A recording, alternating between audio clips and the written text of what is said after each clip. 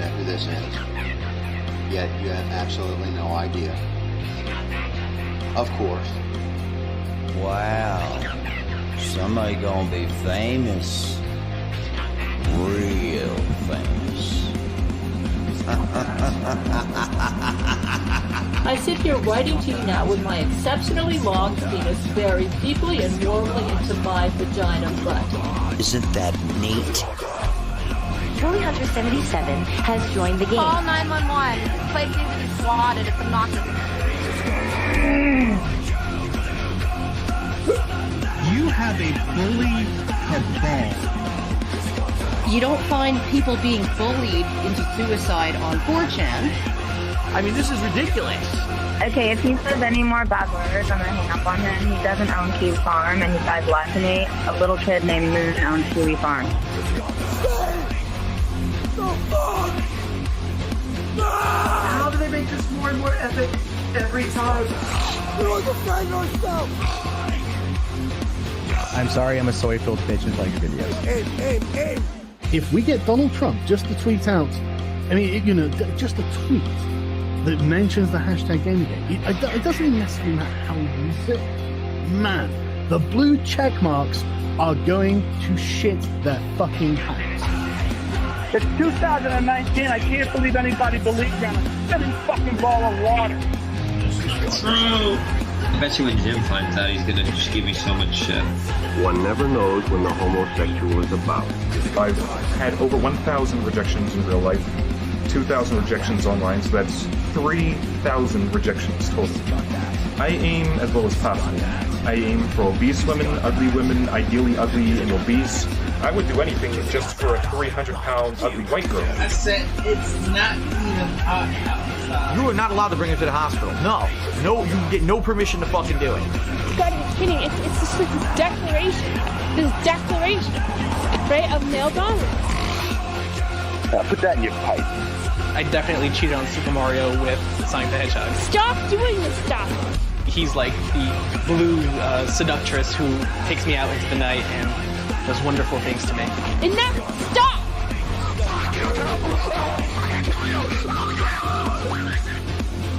How can a Yorkshire Terrier live in the wild?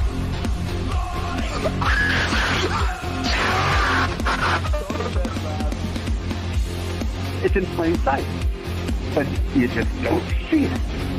You know what I mean?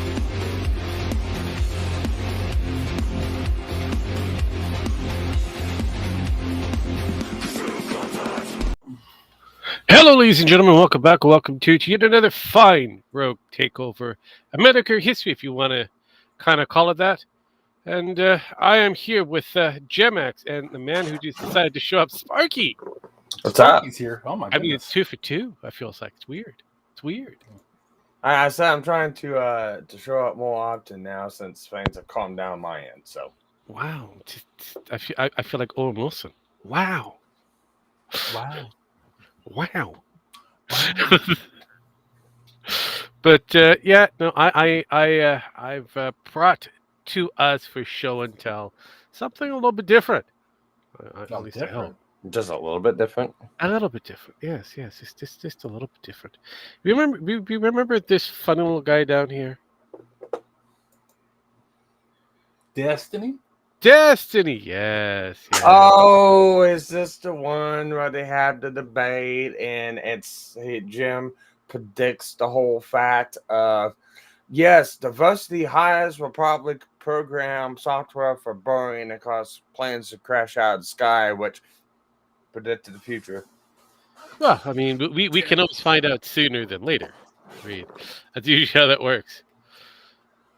Wow. Anyways. What was this? This was 22? 2016. 2016. This would have been when Trumpy was still in power.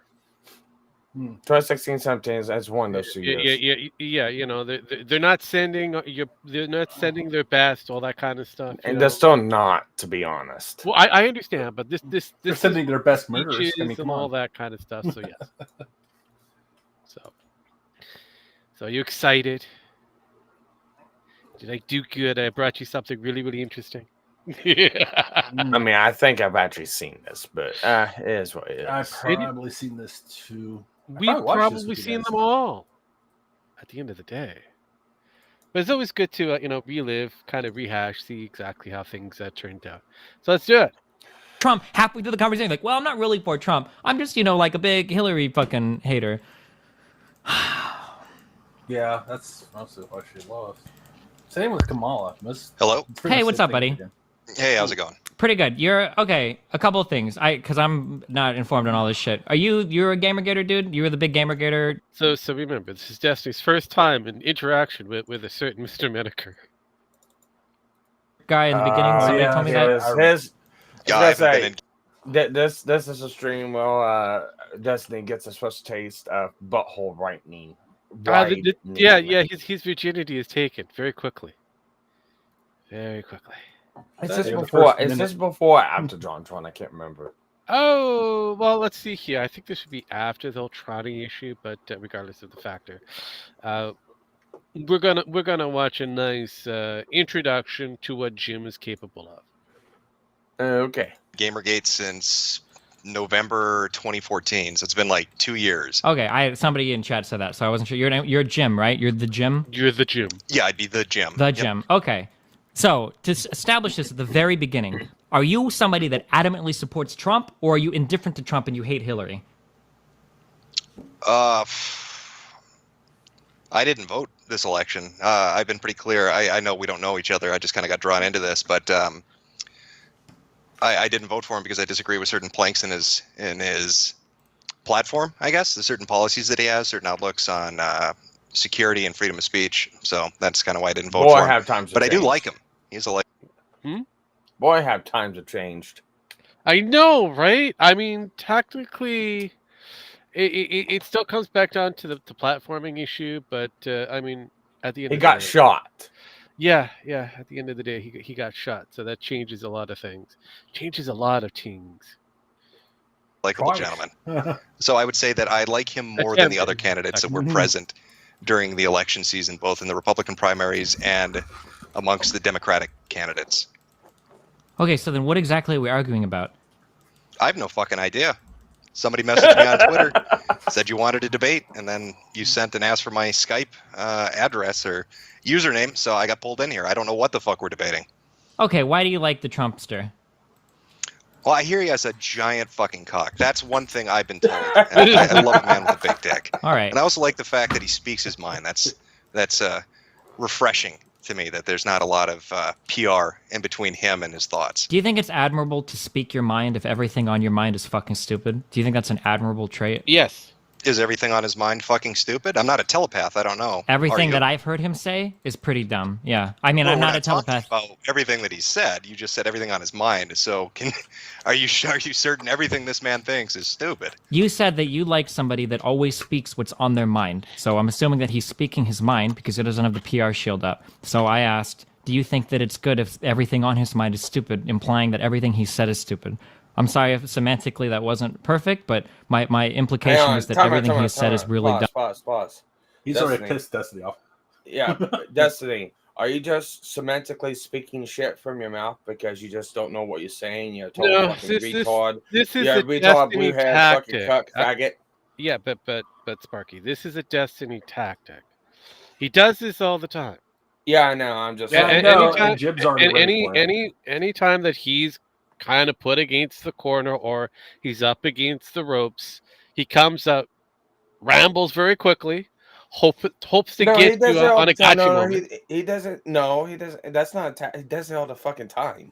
No, I know that's his tactic. That's his tactic. And he's already tried to get Jim on that, and Jim's already disarmed him. Yes. In the first, and that's why Destiny right now is like, well, shit.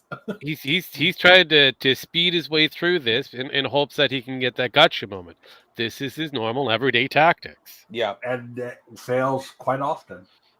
Sometimes they don't because people don't catch on to those tactics. But when it comes down to like for example, if you got a Sargoon, he's going to fail miserably. Yeah. Because again, he's thinking a different way. Well, Destiny is subverting your expectations. He's dropping the bar without you even realizing that the bar is being dropped. So it's an easy win for Destiny. So it's Destiny happened before. Destiny just needs to suck that shotgun. Oh yeah, yeah. I agree. Well, he stuck. Did he start his wife's boyfriend once? Probably. I mean, he is a cock, so I mean, there is that. Blue haired. But we're going to continue. Dumb. So I don't know why it's admirable that he doesn't have a filter if everything that comes out of his mouth seems to be really stupid. So you like lobbying in politics? I don't like lobbying, but I don't like lobbyists either. Do you like lobbyists in politics? No, I don't. Then why do you like Trump when he's lobbied for politics his entire life? No, he hasn't. That's a great question, but I'd like you to follow up with me first because you're saying everything he said is stupid, and I asked you, do you like lobbyists? And you said no. Well, he has said this, that he wants to get rid of lobbying in politics. So you've kind of contradicted yourself. We're in like 1 minute and you've already contradicted yourself. Well, he said like 2 or 3 kind of intelligent things, but every action that he's done to the contrary has made me question. He also said he would never take donations for his...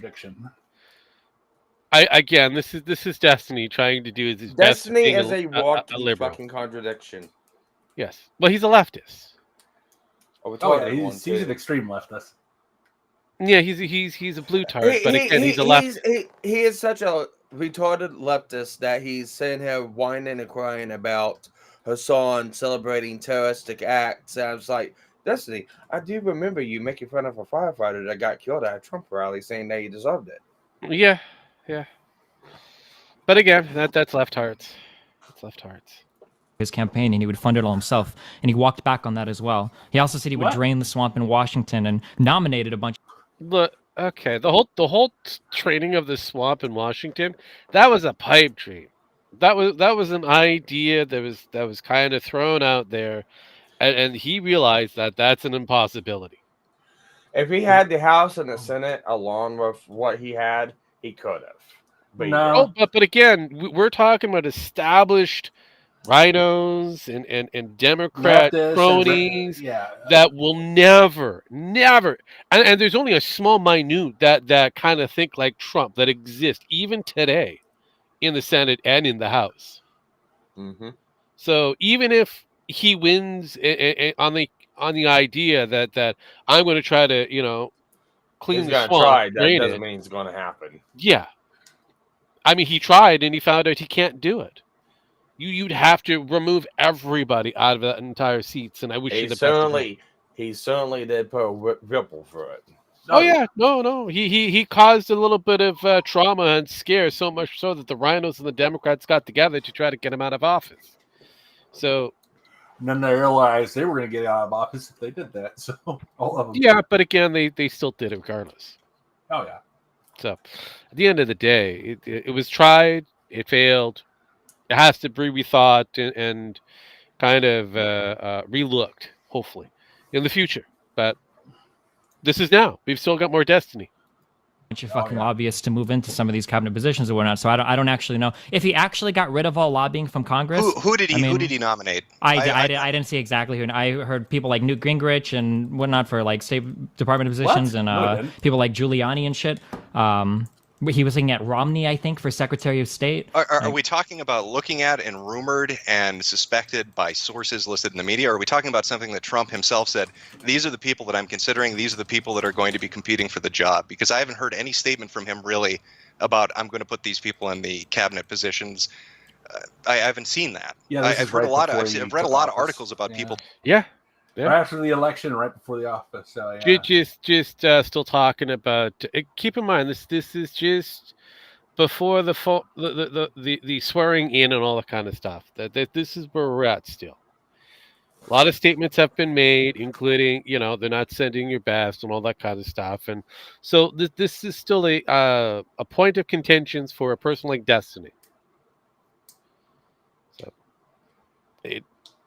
Not going to get any better for him. No, it doesn't. Talking about rumors and speculation of who's being looked at, that he's meeting with so-and-so and that they're having a 1-hour lunch or they're having a 2-hour meeting. But I haven't heard Trump himself come out and say, yeah, these are the people that I want to put in positions. Trump himself has defended it. He had a 60 Minutes interview, the first interview that he gave after becoming president-elect, where the interviewer called him out for nominating a bunch of lobbyists to fill these positions. And his defense was, well, everybody out here is lobbyists. What am I supposed to do? No, it didn't. Right. But again, who are these people we're talking about? Lobbyists? The same people that he said that he didn't want in government? Yeah, you know what I'm saying is, if you're so convinced that they're lobbyists, give me their names. Who are we talking about? I don't know the exact names, but he said they were lobbyists. Trump defended putting. No, he didn't. Okay, I'm sorry. Dusty pisses me. Time out. This is several years after the fact. I know. We already it still know. pisses me off. This is why I hate Destiny. I hate listening to his voice because he just immediately. Oh, I wish I could probably say it like a pimple. Oh God, yeah.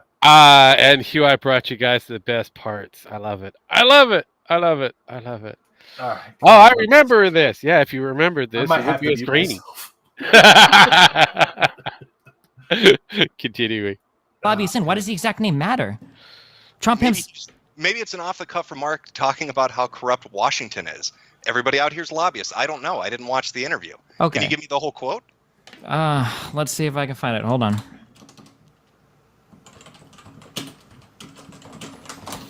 Watch it, Destiny. Don't want to showcase your porn folder. He's not Vosh. Very quick. All right, this video is 1 minute and 10 seconds long. I'm guessing this is it. I mean, you can look at his screen right here. What does he have on his screen outside of Minecraft and OBS? Does anybody else notice that this was an edited clip at the time? Yeah, I believe. Not the full 60-minute one, but no, the edited clip one from. Yeah, let's play. Goddamn. Because this looks like the interview. Some of the promises you made. Tell us if you're going to do what you said, or you're going to change it in any way. Are you really going to build a wall? Yes. They're talking about a fence in the Republican Congress. Would you accept a fence? Is this bleeding through, or do you want me to mute my mic? For No, you? I can hear you. It's fine. It's not bleeding through. In areas I would, but certain areas the wall is more appropriate. I'm very good at this. It's called construction. But so part wall, part fence? Yeah, there could be some fencing. What about the pledge to deport millions and millions of undocumented immigrants? What we are going to do is get the people that are criminal and have criminal records, gang members, drug dealers. We have a lot of these people, probably 2 million, it could even be 3 million. We're getting them out of our country, or we're going to incarcerate. But we're getting them out of our country. They're here illegally. After the border is secured and after everything gets normalized, we're going to make a determination on the people that you're talking about, who are terrific people. They're terrific people. But we're going to make a determination at that. But It's not the clip he's talking about. No, it's not. No. This is Destiny again. His tactic is to play something that's totally different than what he brought up and say, "See," and you're like, "What?" Yeah. No, I don't see shit. I mean, you have a whole list of different options here, you little brave boy, but you picked this little edited 1 minute clip because we're lazy. 339 views, 1 like, and 4 dislikes. Yep. 4 dislikes. Well, this tells you that the ratio for the interaction was terrible. It was just miserable. Just miserable. My Destiny. This is what he does. This is what he does. You have one with 3 million views up there. You have one with 3,000. Yep. 100,000, and you choose the clip that has. Well, I believe it was like the first one. Yeah, it was the first one. Jesus Christ. And how long ago was that? 4 days ago. Yeah. And this is what I mean. This is how this is all curated. He didn't decide.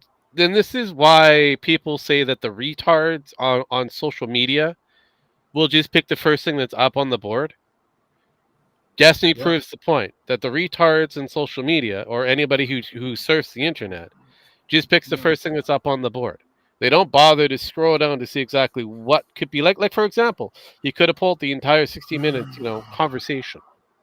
Oh yeah. But he decided to pick the first thing up on the board that was about a minute long. It fits his narrative. Yeah, or at least hopes that it's going to fit his narrative. So let's continue. Bannon. I mean, there's also been a lot of talk of other. I think I jumped. Turns out Kellyanne Conway is heavily connected to the same people Steve Bannon is connected to. Yeah, I think Robert Mercer and the Trump. I had too much. Yeah, well, that's usually how that works because it is a Destiny thing. I think it's right here. What we are going to do is get the people that are criminal and have criminal records, gang members, drug dealers. We have a lot of these people, probably 2 million, it could even be 3 million. We're getting them out of our country or we're going to incarcerate. But we're getting them out of our country. They're here illegally.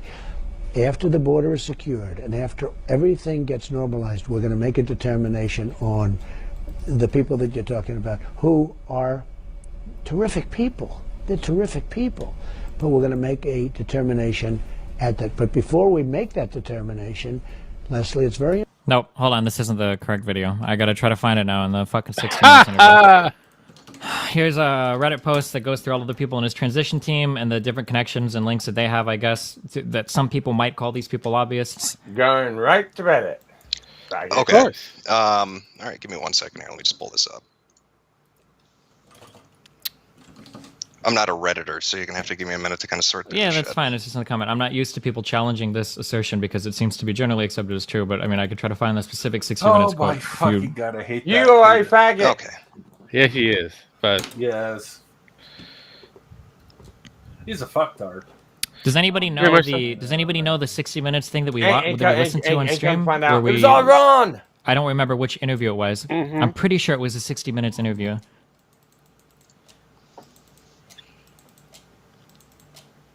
Destiny pleading with the audience, please. I need help. Yeah, I'm reading through it right now. Is it the top post I'm going to be looking at here, or where would I? Yeah, I should have linked you to a post that's all in yellow. Oh, it's a direct one. I got you. Okay. Special needs, help me. Okay, it's talking a lot about Robert Mercer. No. What was it? Robert Mercer? Yes. No. He needs help from the scientist. Jesus. He's pulling the Kraut and Tea card at this point. Oh my god. Come to me, my science Conway's heavily connected. Actually, you know what? I feel like we're going to have to do a kind of a backtrack. We're going to have to do a the Kraut and Tea Fallout thing that Metokur covered. That's going to be fun and exciting. Yeah, I think we're good for now. I know, but that's eventually. That's eventually. To the same people Steve Bannon is connected to. Robert Mercer, and the Trump campaign was essentially ran by two people who worked for Mercer. I looked into this yesterday. Here's a large part of why Steve Bannon ran Trump's campaign and is now in Trump's White House. So it seems the assertion, at least from this post that I'm getting, is this is Bannon's connection to lobbyists or his interest in, I don't know, personal or furthering his own personal wealth or his own power, lobbying for his own interests. And that's what they're talking about when we're saying that there are all these lobbyists that have been named to cabinet positions. We're talking about Steve Bannon. I mean, there's also been a lot of talk of other people. I guess Trump himself hasn't come out and exactly said that I'm putting Giuliani or Newt Gingrich or any of these people in, but there's been a lot of talk that those are people being considered. I don't know if it's normal that a presidential candidate would come out and say like, oh, well, this is absolutely going to be the guy. TikToks and nobody heard till now. Well, oh no. Well, now that TikTok can hear us, everyone on TikTok is a faggot. Thanks, Sparky. I can play a better card for you. Nigga. Okay. From the one man himself. I caught that before you got there. Nigga. Got it again. You sure about that? Yes. Okay. Well, nigga's gonna do what a nigga's gonna do. Hold on, give me 1 second to see if this is the correct link. 1 second. Said that lobbyists own politicians because they give them money. You admitted you used to do it yourself. You have a when you say transition lobbyists and special interests. Okay, I think this is the clip that I was looking for before. Okay, give me 1 second here. Let me pull it up. You said that lobbyists own politicians because they give them money. You admitted you used to do it yourself. You have a when you say transition lobbyists and special interests. And you want to get rid of all of that. I don't like it, no. You don't like it. But your own transition team is filled with lobbyists. It's the only people you have down there. You have lobbyists from Verizon. You have lobbyists from the oil and gas industry. You have food lobbyists. Everybody's a lobbyist down there. That's what they are. They're lobbyists. They're special on your interests. own transition We're trying team. to clean up Washington. Look. How can you clean everything down there? There are no people. They're all people that work. That's the problem with the system. The system. Right now, we're going to clean it up. We're having restrictions on foreign money coming in. We're going to. I think around 10:20, you're pretty much done with it. Okay. So it kind of sounds like he has like an excuse there to defend the lobbyists, but I mean, like I guess like looking at it from a neutral third party, Didn't let him finish what he was going to say. He pretty much ended it there because it would bring a bad narrative to his side. Yeah, yeah, you got it. You could see how that kind of sounds kind of bad for a guy that promised that he was removing lobbying from Washington. That now he has an excuse for why he's working with a bunch of lobbyists. Right? You see how that looks a little bad, maybe? No, I don't disagree with you. But again, it seems like a comment more to the nature of what Washington is like now. I mean, this is his transition team we're talking about. These aren't people that are going to be sitting as Secretary of State or Defense. These are people that are basically moving him into the White House and helping him sort through the transition into it. Sure, I understand what you're saying, but like to point, I'm sure that you didn't like Bernie Sanders, but we can agree that Bernie Sanders was also somebody who was big against lobbying. Do you think that as much as he pushed that point, do you think that if on Bernie's transition team, do you think that you would find Bernie would have the same amount of people in this transition team who are going to be lobbyists, because again, it's impossible to find somebody who isn't in that field. Hey, you know what? Funny enough, Bunny is for Trump right now. Oh, I know. Weird how that is. Wow, kind of funny. I know. Lobbyists from all of these companies, I feel like that would be pretty hard to believe based on his voting record and everything that he said during the debates and the way that he's conducted himself. I don't know. He's on like summer home number 4. You might have found about 20 or 30 lobbyists on his transition team, to be honest with you. Because he has a couple summer homes? Yeah, because he has a lot of summer homes and Audis. Yeah. And Audis too? Yeah, he does. Do you have like real links to like non-Breitbart links to all of this massive amount of wealth? I'm pretty sure he released his taxes and his net worth was like a pretty modest sum. I don't think it was anything extreme. What was the modest sum? What was the modest sum that he had as a net worth? I don't think it was. Was it even $1 million? Yes, it was. That's not a modest That's sum. what I'm asking you. I thought it was less than that. I know that they were released and nobody even made a big deal about it. That's the top 10%. Wow, yeah, so an average president salary is still in the 5 digits. Yeah, it's almost like average salary for a president is 5 digits. It's 6 digits, actually. I lost those links to Bunny's Okay, wealth. They just kind of disappeared. Yeah, it'd probably be a little bit of trouble to find all those 5 fucking homes. Let's see, Bernie Sanders net worth. Okay, for 400K. You guys moved it up. Okay. Well, that's how much he has liquid. No. The average salary for a president. Oh, for a president. I mean, for the president. Yeah, I'm referring president. I'm not referring to Mr. Bernie Sanders.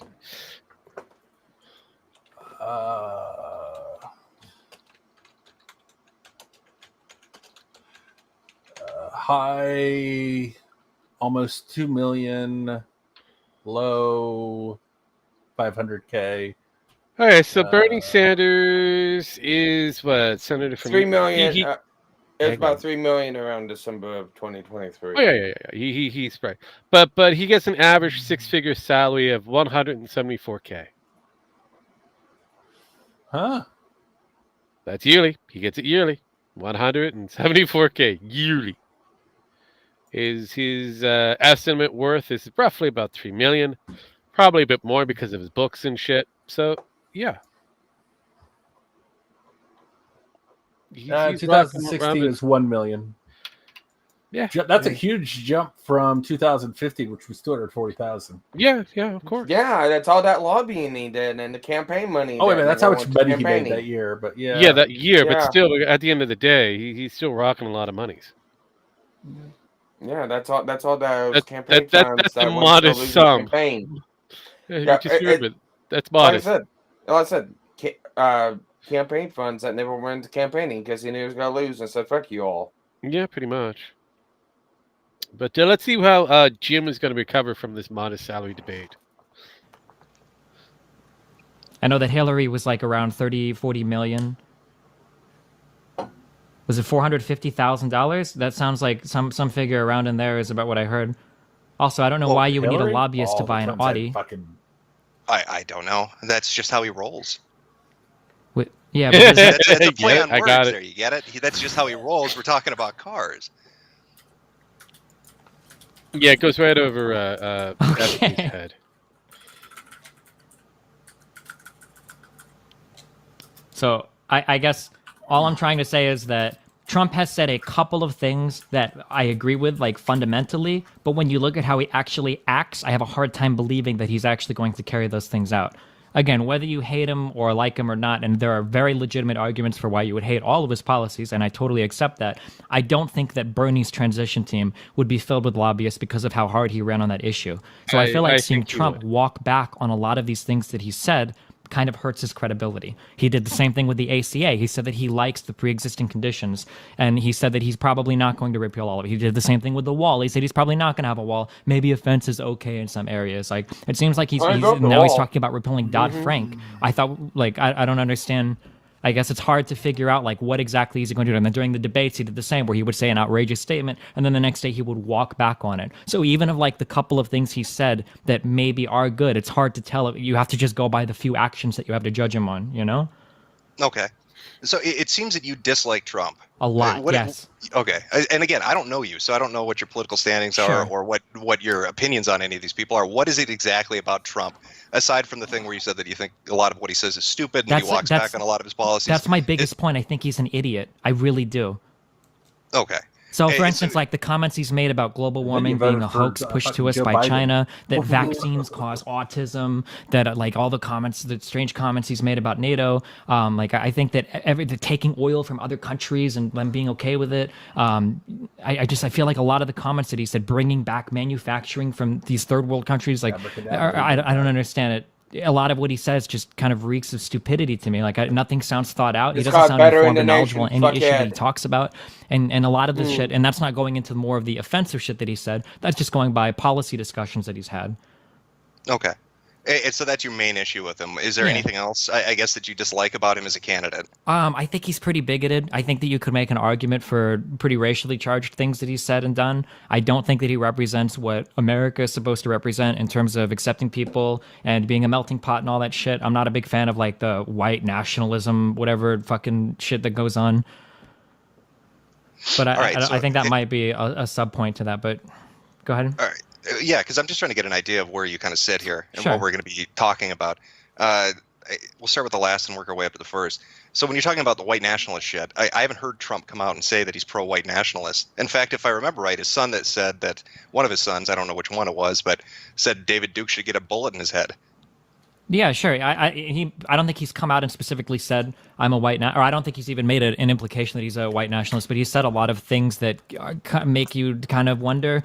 Things like bringing back racial profiling, things like being in favor of stop and frisk, being in favor of like the Papers, Please stuff going on in Arizona. Banning all Muslim immigrants from whatever countries. The comments that he made about Mexicans, the comments that he made about the federal judge who has parents that are Mexicans. Like there are only so many of these statements that you can make before you have to wonder, like, I don't know, it seems a little bit malicious. I'm not sure. Malicious. Okay, you don't think that he sees these issues as threats or issues that are of national importance, and that's why he's addressing them rather than some preconceived notion that whites are just superior and that other races or minorities should be suppressed? I'm not sure. I don't know. It could go that deep or not. I'm really not concerned with that, whether or not he does have those personal opinions. I'm just going by the statements that he's made. I feel reverberate. You do realize again that's his tact. I know it's his tact. I know. 8 years ago, and I fucking hate. This is why I can't stand listening to the man. I love it. Moron. People just have the issues with this lovely. He's a moron that just wants to be fucking right when he's completely wrong. Oh yeah, no, he's done that more often than not. So I mean, I'm going to give him his credit where credit is due when he is considerably right. I mean, he's a good showman. I'll give him that. Oh yeah, that's it. I give him that. Yeah, that I'll give you that he's a really good showman. But realistically, he's a lot of fluff and no actual meat. So it's one of those things. It's the reason why his wife kind of left him. A lot of fluff, no meat. Yeah, pretty much. Well, see. Let's continue. With a lot of people that would have those feelings. Well, I mean, if they resonate, they might resonate for a different reason. If I say we need a border security wall, I might be saying it because we've got people smuggling drugs or guns. This is a hypothetical country, but because we have some need for a border wall, whereas somebody who hears that and is some massive white nationalist thinks, that's right, those goddamn spics, they need to be kept out. That doesn't mean that the reason I brought up wanting a border security wall had anything to do with the people living south of it. And if Trump's statements were, I think we need to increase our security on the border, it's a big risk for terrorism, and we need to worry about things like drugs and crime coming, like that would be one thing. But the way that he's made his statements have just made me so uncomfortable. Like, when Mexico sends its people, they're not setting their best. They're sending rapists and murderers, and some of them are good people, I think. Like, statements like that, I don't know, they just feel a little bit wrong, and it seems to belie why a lot of the people that do illegally immigrate do it. Like, not everybody that does it just because they want to come and be a criminal and whatnot. Not to mention the fact that, like, 40% of illegal immigrants in the United States overstay visas anyway, and people can get here by water and plane, and they travel here via vehicles as well. I don't even know if the border would do anything. But that's a separate point. I guess it's just like, I do think that there are legitimate arguments that you could make for border security, but the way that he's done it, I guess is it. When we're talking about like Trump saying something like they're not sending their best, well, their best would be people who legally immigrate here, wouldn't they? I mean, we're talking about a criminal element. They are illegally here. Yeah, but when Trump is saying they're not sending their best, I think you can agree the implication there is that a lot of them are criminals, right? I think that's the implication. But my point is they are criminals. There are some. We're talking about illegal immigrants. He didn't say I want to get rid of legal immigrants, did he? He didn't say I'm going to flush the country of every Mexican that's ever come. But that's not. But the implication wasn't that they're criminals because they're illegally immigrating. The implication is that they are rapists, murderers, and thieves, because those are the exact words that he said. Not that these are criminals just because they've crossed the border and they're criminals, but they're criminals because they're coming here to perpetrate violent actions. Well, who knows why they're here? They came here illegally. I mean, his point is, if they're not the best you're going to send me are going to come here through the legal channels. The people that aren't coming here through the legal channels probably have a criminal element. They probably are criminally motivated. Do you think that's true? Do you think that it's easy to immigrate easily to the United States through those waiting lists? Some of those are up to 10 years long. Who said life was easy? Wait, no, we're having a discussion. I mean, your counterpoint to that is, well, geez, if it was just easier, they'd be legal. Well, yeah, fuck. If it was one day long, all of them would be legal, wouldn't it? We're talking about people who didn't want to go through the process that other people who legally immigrated here have gone through. They decided, they took it upon themselves to say, I'm going to come to this nation and I'm going to say, fuck it. I'm not going to obey the laws that the other people who want to come here have done. Okay. And I'm just going to do it my own way because I don't believe in your authority. I don't think you're doing it right. That's not the best way to start off your new nationality, is it? So then can I go up to the Rust Belt and all of those people that cried and bitched and voted for Trump because they wanted to bring back manufacturing jobs? Can I go and say to all of those guys, you lost your job? Why didn't you get another fucking job? Why didn't you go and train for a different, career? And they go, dude, that's how retraining for a whole different job when I've done this for 30, 40 years. That's really difficult. And then I could go, who's supposed to say life is easy? I don't think that's a legitimate argument. I think that shows like a severe. I have no problem with you saying that to them. Okay, I guess for me personally, I consider myself to be relatively compassionate, even if I, go full. Learn to code. Learn to code. But I'm also realistic. Life is not fair. It is a difficult thing. If you want to get by in life, you should at least adhere to the rules of the place that you're going to be going into. Okay, sure. But when you talk about families that are coming across the border because the living situation in Mexico is fucked, people that are risking rape or murder or thievery coming over, right? Because they're a very real risk to illegally immigrating. It's not necessarily that easy, especially depending on where you come out of. People that just want a better life for their families or a better life for their children, calling these people criminals, I feel like is a little bit cruel. Obviously, it sucks, and obviously it's bad, and we need. Well, it's because of the fact of the Jim's tactic is a very easy tactic. You shut up, you listen, and then you wait for that person to say something really fucking stupid, which Destiny's done multiple different times, and then you can argue him to his statements that he made. That's how a debate is supposed to be done. So Destiny does not know how to debate. What? No, he doesn't. He thinks he knows. Yes. And again, just because you do it on YouTube, that's and it's a social kind of event, it's not how that works. Sorry. Here's the thing. Destiny is not a good debater. No. He's a good trickster. He knows how to use all the little tactics in debating to get what he wants and what he needs to portray a message and a point and a topic. But only for his own whims. Whenever you start to make sense in those topics or start beating him down with relevant information, he loses. Oh, yeah. And then whines and cries. Ryan Like keeps on trying to talk over you, so you can't say anymore. Make him look more. Like he's been doing for like the last 3-4 months since he has hash handed to him by Piers Morgan. I love that. I love that. Because Pierce has been doing the actual sit-down conversations and debates for a very fucking long time. He's actually made an entire career out of this. Yeah, only thing Destiny does is like, oh, you don't support my point. I'm not gonna debate you, but if you're right or wrong, I'm gonna debate you to destroy you, and then pretty leave. much that is. Hey, if Destiny can, the only way you can truly have a debate is if you understand that you're gonna go into that debate to either change the person's mind or agree with the fact that you're not gonna come to a understanding. Yeah, and Destiny, it's usually you're not going to come to an understanding because he refuses to admit he lost. Yeah, that's his classic move. Well, let's continue. Need to do something about it, but labeling all of these people as rapists and murderers and criminals, it seems to betray like any amount of empathy you might have. Like, I don't know, that I would have a very difficult time making that statement. I have no idea what the statistics are for the people coming across, whether they're 10 years old, whether the majority of people we're talking about are all 10-year-olds, whether they're 50-year-olds. What kind of immigration are we talking? You're painting this picture of these beautiful families of all these little children that are being led by their mothers across deserts.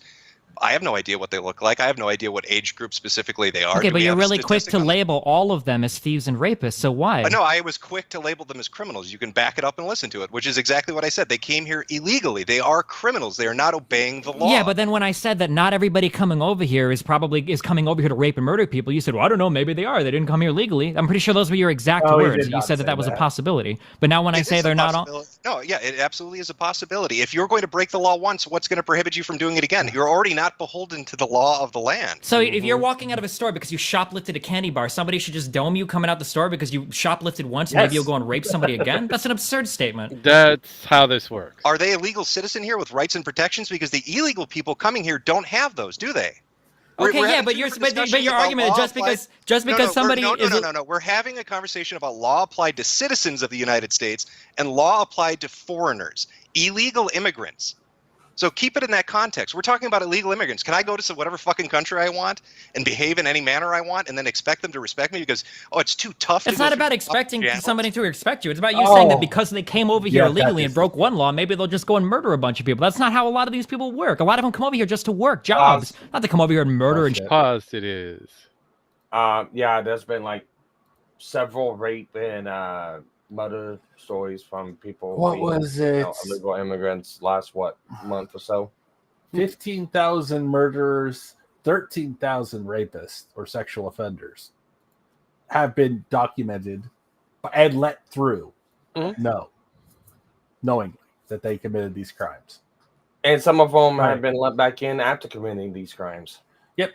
And some of them committed these crimes here and have been released. Yeah. So, yes, Destiny, they are criminals. Yeah. And need shot. All of them. Continue. Catch and release. And then in Springfield, you just let them commit the crimes. Because, hey, there's nothing wrong here. There's never anything truly wrong. Yeah, I know. Nothing to see here. Let's go. Shoot people just because they broke one law, they figure nothing else matters? What I'm saying, okay. They have already demonstrated by coming here illegally that they have no problem with criminality because they broke the law the second they came here without going through the proper channels. It is not unfair to assume then that, if they're not going to respect the basic process of even getting in here in the first place, why would they respect anything else?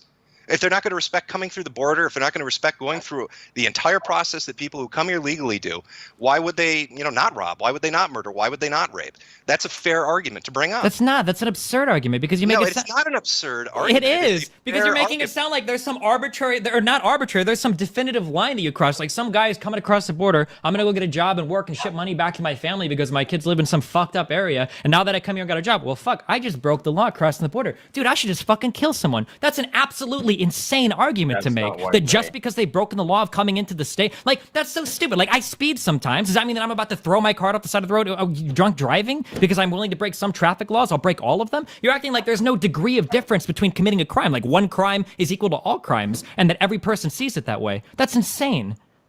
I'm sure I'm saying that they already have a disposition to breaking the law, which they do because they broke it coming here.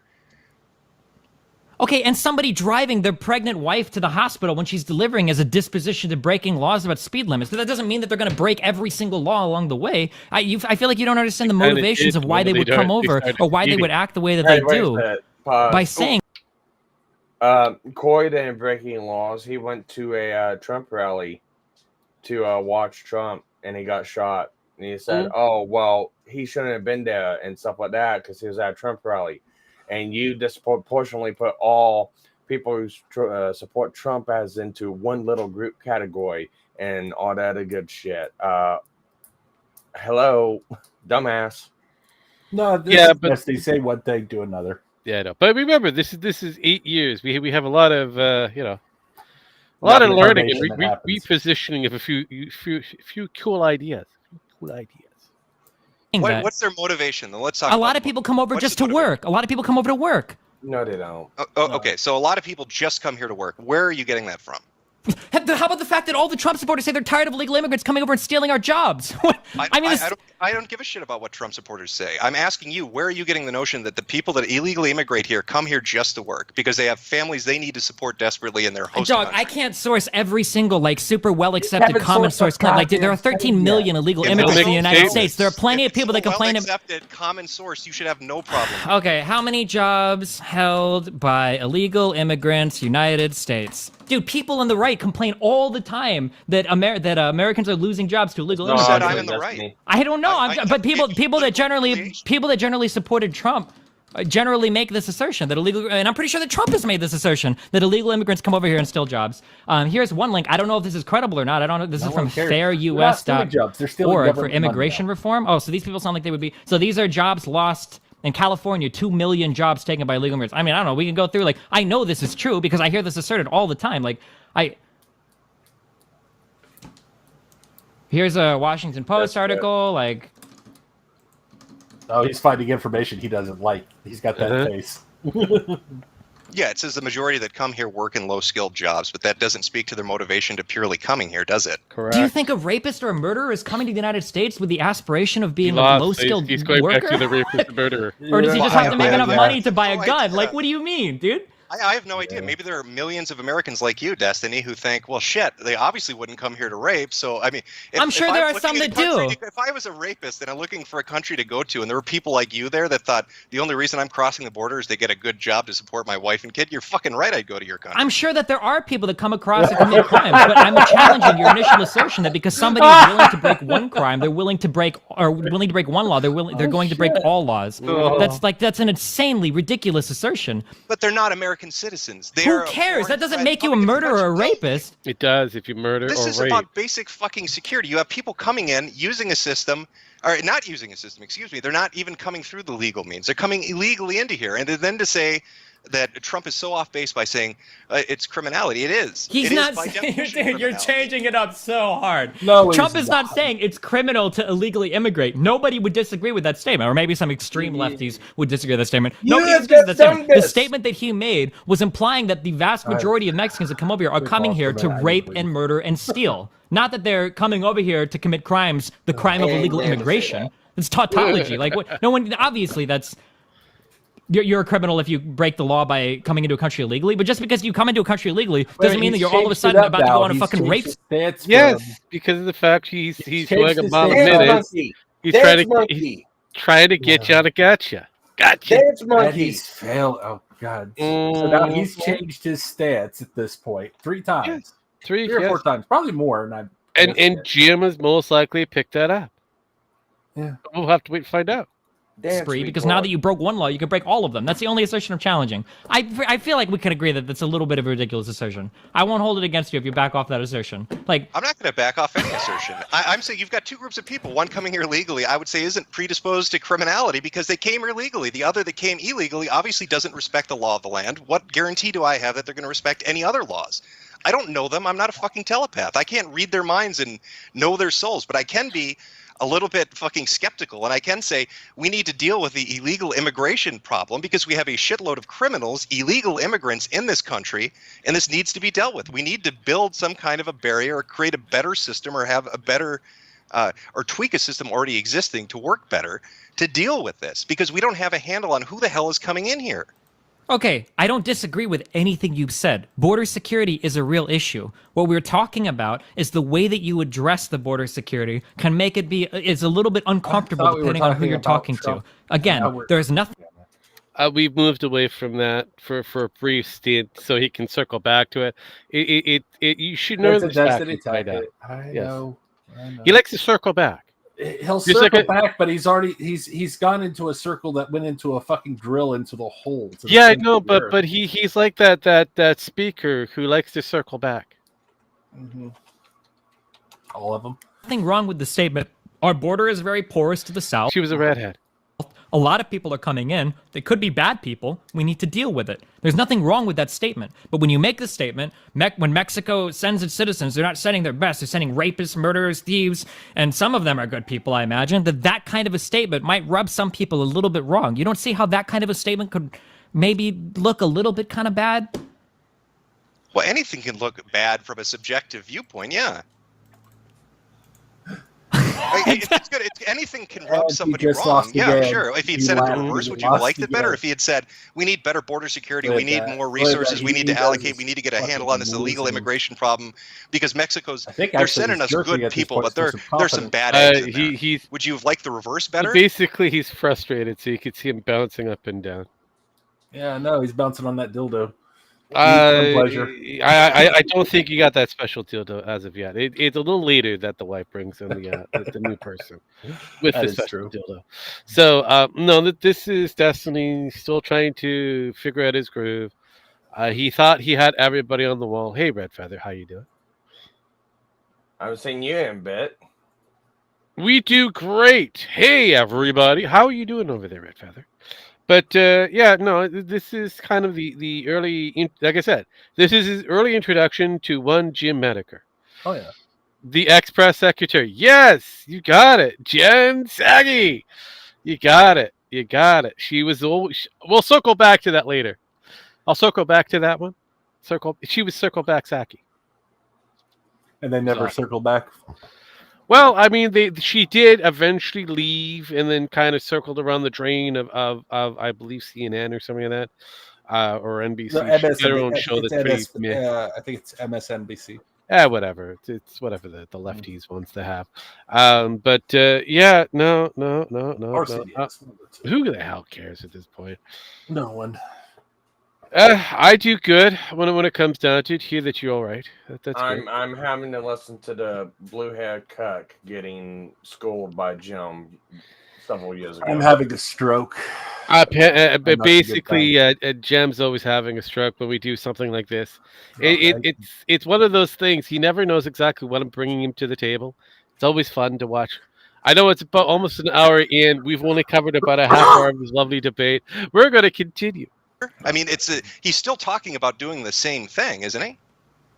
No, not at all. I guess maybe, I don't know, maybe you're not like a big fan of like the English language. I don't understand. Like, there are massive differences in the way that you address these things. Like the way that you phrase things to people can show like what your inner intentions are. Like, you're reading in, you're interpreting his I'm not interpreting anything. I don't have to interpret anything he says. You just said earlier when we started this conversation that, oh, well, you talked about Trump and white nationalism. I asked you, has he ever come out with a white nationalist statement? You said, no, but... No, I said I wasn't a fan of white nationalism, that a lot of the shit that he said is bigoted against other races, and that statement reverberates with white nationalist people. Like... Right. So you're thinking that Trump said this because he then, has an issue with Mexicans? I don't know. I just have to go by what he says. Maybe or maybe not, but I know that his message reverberates with a lot of people that do. And that his statements... I don't have a hurricane, but then again, I live in BC, so what do I know?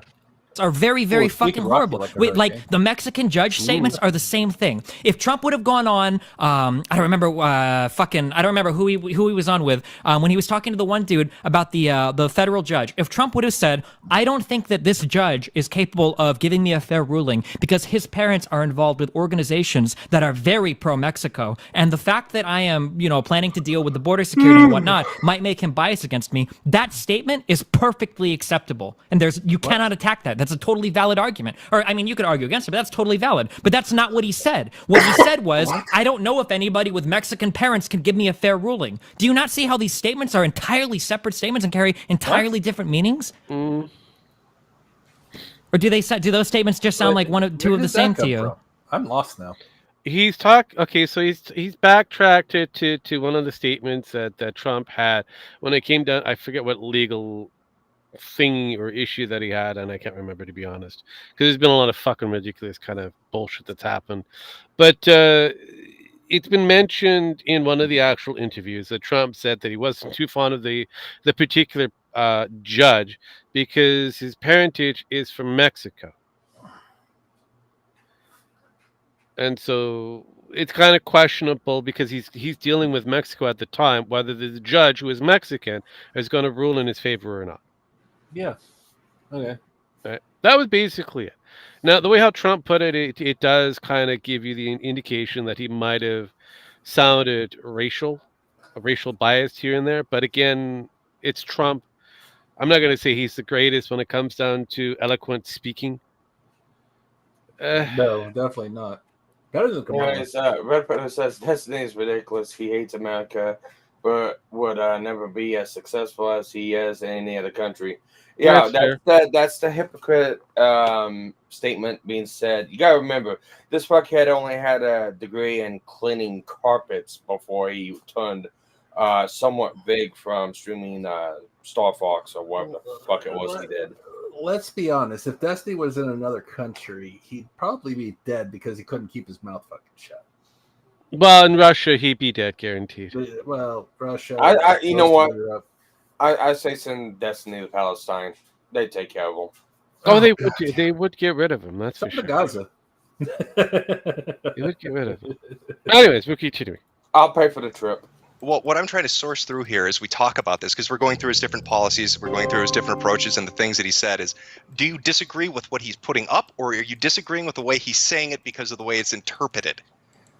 I mean, like, do we live in a pretend world where you can just say anything and then people are expected to extract exactly what you meant out of it? Like, I don't understand. Like, that's not how the world works. That's not how any position, any job in any company ever, in any company, in any public office, in any family position, in a position with a relationship, you can't get away with saying something and phrasing it like an idiot. You absolutely can. No, you can't. He is president. Yeah, because enough people voted for him. But I mean, didn't Jeb Bush say you can't insult your way into the White House? Trump did. I'm not talking about anything that Jeb Bush said. I'm just saying that you can't say that I can't criticize Trump for his statements because, well, you're just taking them one way. You can. I never said you couldn't criticize him. I'm just disagreeing with the way that you're criticizing. That's all. I didn't say you can't do it. I'm not fucking holding a gun to your head here. Okay. I mean, I like to take people's statements at face value to figure out like what exactly they're meaning, and I don't like to. I don't know. I feel like trying to give somebody the benefit of the doubt and shoehorn them into my own personal beliefs because what they said can kind of be. That's exactly what you do. Yeah. Molded to it. I feel like that's a little bit like intellectually dishonest. So I try to take people at face value. I don't know. When somebody makes a statement, Mexico is sending when Mexico is sending people, they're not sending their best. They're sending rapists, murderers, thieves, and some of them are good people, I imagine. I feel like there's a pretty obvious way to take that statement, and then I feel like you can bend it and stretch it into like, well, he didn't mean that like a lot of Mexicans are rapists and stuff. He just meant that we needed to work on border security. Like, then why couldn't he just say that we need to work on border security? Let's play that clip. Oh, okay. Well, I mean, even looking at the statement of they're not sending their best, he's referring to illegal immigration, right? I mean, that's what we're talking about, obviously. Do you think that the illegal immigrants that came here are the best? Do you think it's made up of nothing but Olympians? And no, of course not. People with 4-point GPAs and people that worked as executives at major companies and just all these talented, skilled individuals. Do you think when he says they're not sending us their best, that's not a fair statement? No. Or no. I agree. They're not sending their best, and that on its own is a fine statement. Bro. A little bit crass, but that's an okay statement. But when you go a step further and you say that they're sending rapists, but you also have to remember, Destiny is a Minecrafter. That's the level of difficulty games that he's able to play. Minecrafter. Basically. Keep that in mind. Minecraft is one of his biggest games. Yeah. It's right up there on his little board there. See, this is his screen. Minecraft is right there, top. Yeah, Redford, we know everyone with a brain and more than one brain cell could figure out what Trump meant. Yeah. Yeah, Destiny's tried to flip that on us like several times at this fucking point in this conversation. It is what it is. He's tried to flip it several times. The only way he can get across is whenever he's talking by himself on stream or get some, stupid fucking prick that, can't hold a conversation for nothing. And the only way he can get a win is, to do that. If you ever want to see a really good one, watch his one with, what's his guy? The guy from Canada, the professor. No, not. See. Sorry. His name. Make your bed. Who's that guy? Jordan Peterson. Who the fuck cares about Jordan Peterson? But no, I watched it. It was the same way, and Jordan was just looking at him like, "You're a fucking retard." Jordan Peterson is a clinical psychologist. Yeah, I know, and remember, and he diagnosed retarded. I was gonna say, and remember, Jim also mopped the floor with him also. Yeah, and Jim is not he's also kind of Jim has also made fun of Jordan Peterson. Oh yeah, and Jordan Peterson has been proven to be a complete idiot, even though he's certified in the field of psychology. Oh, yeah. He does come up with some idiotic ideas. Some of them are good, some of them are not. But anyways, getting back to the Destiny comment here. Yes. You see if you see up there in the corner there, Red Feather, you'll see right around here, second down, just underneath the recycle bin is Minecraft. So you can't miss it. Yeah, you barely see him play any real games, but it seems like his main focus always be Minecraft and Debate Bros. That seems to be his thing. So yeah. Probably why his missus decided to find a person who is a little bit more girthy. Yeah, that, and also remember, Jim, we are the reason for Jordan Peterson's revenge against Jim. Yes. So, a guy that's heavier in the shorts. Yeah. Anyways, but we will continue. And murderers and thieves. Do you not see how that's like a step further into that? But have there been illegal immigrants that came here and killed and raped and stole? Sure, but you're making it sound like that's the majority of immigrants that are coming over. Okay, hold up. You hang on. You agreed to both of Trump's basic statement. They're not sending their very best. Mm-hmm. I agree. Some of them could be murderers and thieves and rapists. I agree. So, in a weird way. In a very weird way, you've just agreed to that statement that he made about Mexico and who they're sending. So just At this point, Destiny has changed his mind without admitting he's changed. No. The funny thing is, he made that statement in the beginning. Oh, I know. He made that. So this is where I kind of watched Jim do what Jim does best, because I'm going, I remember how to deal with these debates and all that kind of stuff. I was like, oh, okay. Just string the person along, let them lay down what their battle strategy is, and you can argue them to their points. So, I mean, it is what it is. Yes, the llama is somewhat adorable, I guess. I don't know. I usually kill them. So they're llamas. They're expendable animals. I thought they were sheep. No, well, you have the sheep, but they actually do have llamas in game. Oh. Yeah. I'm not much of a Minecrafter. Yeah, see, there you go. No one cares about the people coming over the borders that aren't committing crimes. Yes, I know. That's usually how that works. That's usually how that works, Feather. That's usually how that works. Anyways, continuing. Over. Well, that's how you read his comment, yeah. Because that's how his comment sounded in the English language. I'm taking into account, I guess, kind of how Trump phrases things and how he talks. Yeah. How he talks bigly. Yeah, Trump's kind of got a bizarre way of fucking speaking. So I guess I filter it through that lens.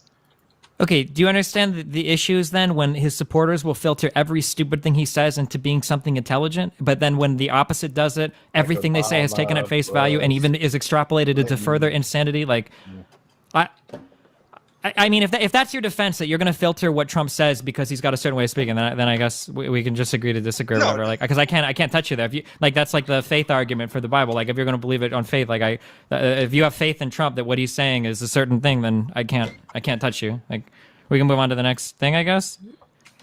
Well, yeah, fine. Let's move on to the next thing. Sure. What next thing are we talking about? I don't remember. You said we were going to go back. You're driving the Audi, dude. So I'm just in the back seat. No, this is your fucking debate. He's here just riding along in the passenger seat, and you're asking where are we going, even though you're the one that's driving. Yeah, that's kind of weird. God, I love that. Getting to the actual meat of the matter. Yes, the act of coming illegally is in itself a crime. Yes, we know that. Blah. Yeah, I know. I get that you at the end of it, you're looking at people that are flying under the radar, but that is pretty much what it was stated by Jim earlier. But again, Destiny is kind of stuck on that level of acceptance because he thinks everybody is coming over, especially in the continental United States, is coming over for legitimate reasons. They're trying to create a better life.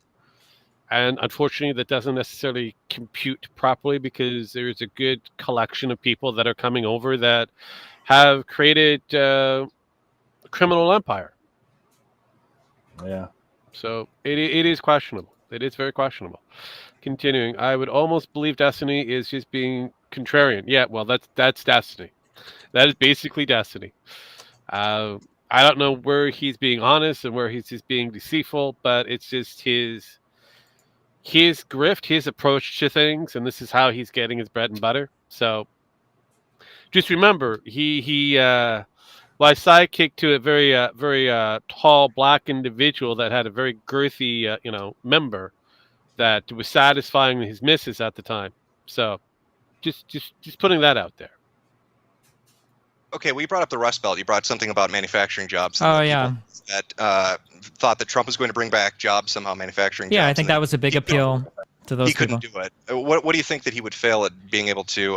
Why do you think that he's unable to fulfill that promise of getting people jobs? Because the majority of those jobs have already been lost to manufacturing. Even in countries that those jobs were outsourced to, those people are losing the jobs to automation. Even in China, even in Mexico. There's no way that you're going to bring back manufacturing in the United States, and then even if you did, make those jobs available. No, you can babble for what you want to. It's fine, man. Don't worry. Yeah, I was going to say, Trump actually did succeed in this.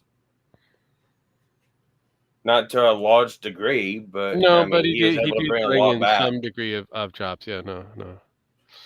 Well, that is the unfortunate truth right there. Yes, he is. Actually, it's because Hassan Piker grafted off of Destiny, same with Vosh. Actually, no. Hassan Piker grifted it off his uncle, who was a Republican, then became a leftoid. Keep that in mind. The Brown Buffalo was a Republican.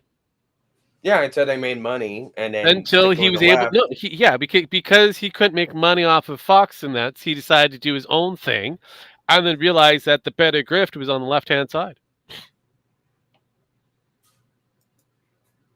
And Piker, little Hassan boy, he's decided to go even further and go into the socialism market where the money is. So I'm not going to say that he's not wrong on that kind of direction, because for someone like Destiny, he went from being a leftoid to somewhat of a socialist leftoid. Uncle Chunk Yogurt, yes, Mr. Yogurt himself. You got it. Yogurt for yes. God. Somehow, like, this is just never going to happen. I haven't seen any economist that agrees with that point of view, and the figures that I've read is up to like, hold on, because I know you'll look for a figure. I think like 88% of jobs. Here you go. This is a Fortune.com article.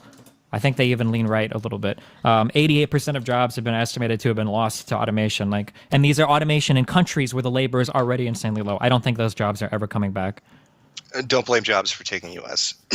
Don't blame China for taking U.S. jobs. Okay. So you think that what exactly has he promised that you think he's unable to fulfill? I guess what exact statement has Trump said that the supporters in the Rust Belt are listening to? Are we talking about import export? Are we talking about tariffs? What exactly? He's talking about tariffing every single country or putting a tariff on all imports until competition is competitive again, or manufacturing is competitive again in the United States, is what he said. Okay. Do you think that?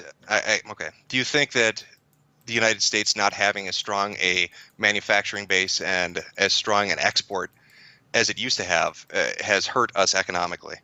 Would you agree with something like, I don't know if you've ever read the book American Theocracy, but that was one of the 3 pillars they kind of talked about being a major shift in America's diminishing power. Yeah, diminishing power, I don't know in terms of, when you say power, I don't know what that means. I know that we've shifted from a manufacturing economy and we're shifting into a service-based economy.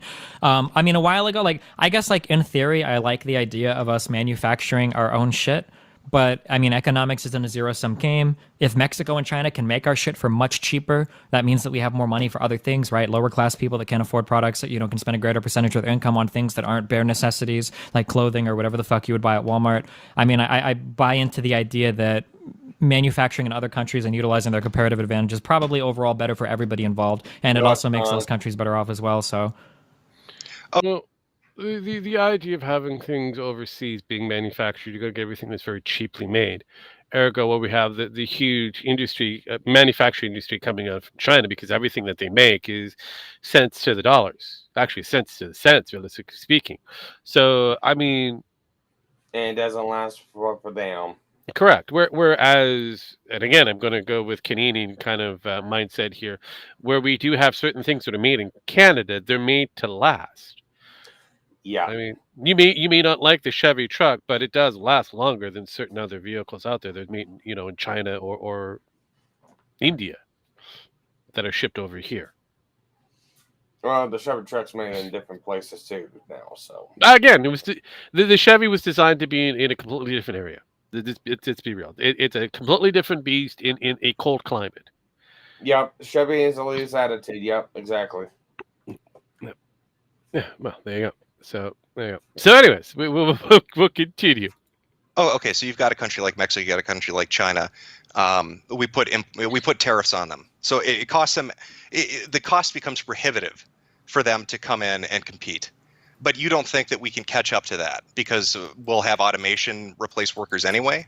Well, sure. I mean, the standards of living for people in Mexico or China, ignoring automation, were already non-competitive, right? I don't think you could get away with paying an American worker what you pay a Chinese manufacturer, right? Not. So then when you factor in that even at those absurdly low wages, they're also automated. Well, a Chinese laborer is pretty happy to get a bowl of rice and make sure that the kidney still is firmly attached to them.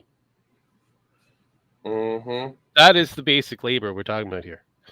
And that's how much money they're making. Bowl of rice and being lucky that none of their organs have been supplemented to somebody else's. Or for somebody else's. So there's that. Automating jobs. Even still, how does that fare for the American worker then that wants a manufacturing job? Like, how much more expensive would those products have to be to cover that labor? To cover the difference. I have no clue, to be honest with you. I really don't. And this is something like if Trump would have spoken more on this, then maybe I could have bought into it more, but everything that he said just kind of sounded like a meme. Like, I'm just going to tariff the fuck out of everybody. We've tried tariffing individual products before, but we've ended up buying them from other places. There's a report, I can search for it if you want, where we tried to make our tire industry more competitive, and we were buying all of our tires from like China. So we put a tariff on imports from China for tires specifically, and then we started buying all of them from India. And then when we tariffed that, they just started buying. So the only way would have been to tariff it from literally all over the world, like every single import on tires, to protect our industry. But then at the end of the day, prices become so expensive that it's prohibitive, and it doesn't really make sense to do it. Like, you just end up fucking everybody over, right?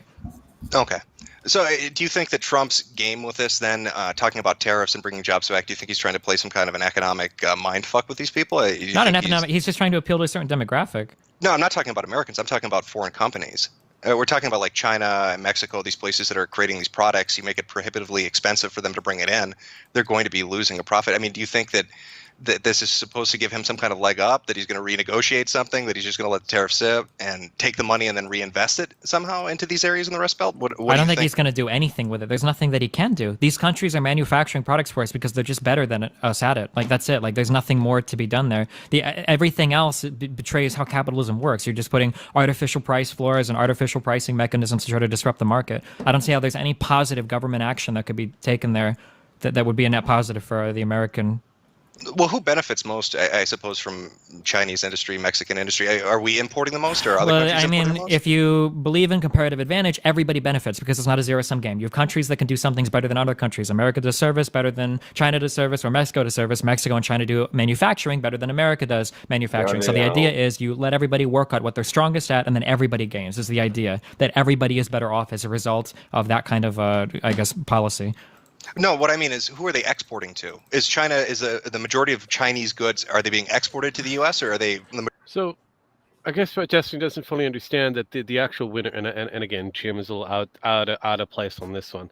The people who actually win the most on this one are big corporations. They win the most because they allow the exploitation of cheap labor to exist across the oceans and that. Yeah. While they're raking in the top dollar, as well as people who's invested. So those people who have, like, I don't know, BlackRock type money or Lockheed or whatever, those people who put in a lot of money and trust into hedge funds and that, they're going to be earning more. So there's that. And foreign manufacturers are another one that's going to be earning a lot more at the end of the day because, again, they have cheap labor. They don't have to pay shit. Yeah, including child labor and shit like that. And we got Bruce. Hey, Bruce. So Destiny's still rocking the Sennheiser HD 59AS. Yeah. This is 8-year-old Destiny, by the way. This is 8-year-old Destiny. This is the Metokur versus Destiny debate that happened on Destiny's channel. But yes, I thought we would kind of go over it a little bit. And here we are. And realistically, Destiny kind of is losing a lot. Not a little, a lot when it comes down to trying to get over good old Jim. This portion of this conversation is the only one where it gets kind of in the gray zone because I don't think either or really knows what they're arguing for or even against. But just to give, hindsight is 2020. Unfortunately, it's foreign manufacturers and big corporations are the ones that walk away with the greatest donos. As for the customers, they get the shitty ass products. Yes, it's a little bit cheaper, but it's not really a massive win. And as for the laborers, they don't get anything. So done. Yeah. I haven't even brought in the shipping and logistic giants that like Amazon, FedEx, or UPS that thrives off of this. So.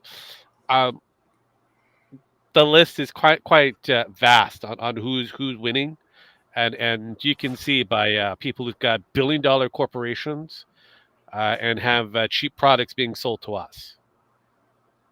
Majority going to like the UK? Are they going to Russia? I feel like I'm pretty sure the United States is the largest single export partner to the Chinese. I could be wrong on that. Okay, and we are China's largest trading partner. Yes. Oh, okay, and we're talking about Mexico when they're exporting and we're importing. Are we their largest importer from these types of jobs, from these types of industries that he's talking about from, I guess, that country? Or it's Mexican goods? Are Mexican goods going to South American countries instead? Russia, the UK, Brazil, whatever. Mexico import. I'm pretty sure the United States is one of the large, especially after negotiating. Well, so when it comes down to the largest exporter of products versus who's the largest importer, unfortunately, the largest importer is the United States. Their largest exporter is China. The secondary one is Canada, especially with the relationship between who's importing what. So there you go. China is the biggest person that is backing everything in the United States and buying up everything in the United States that is being allowed to buy up, like property and whatnot. And Canada is the second.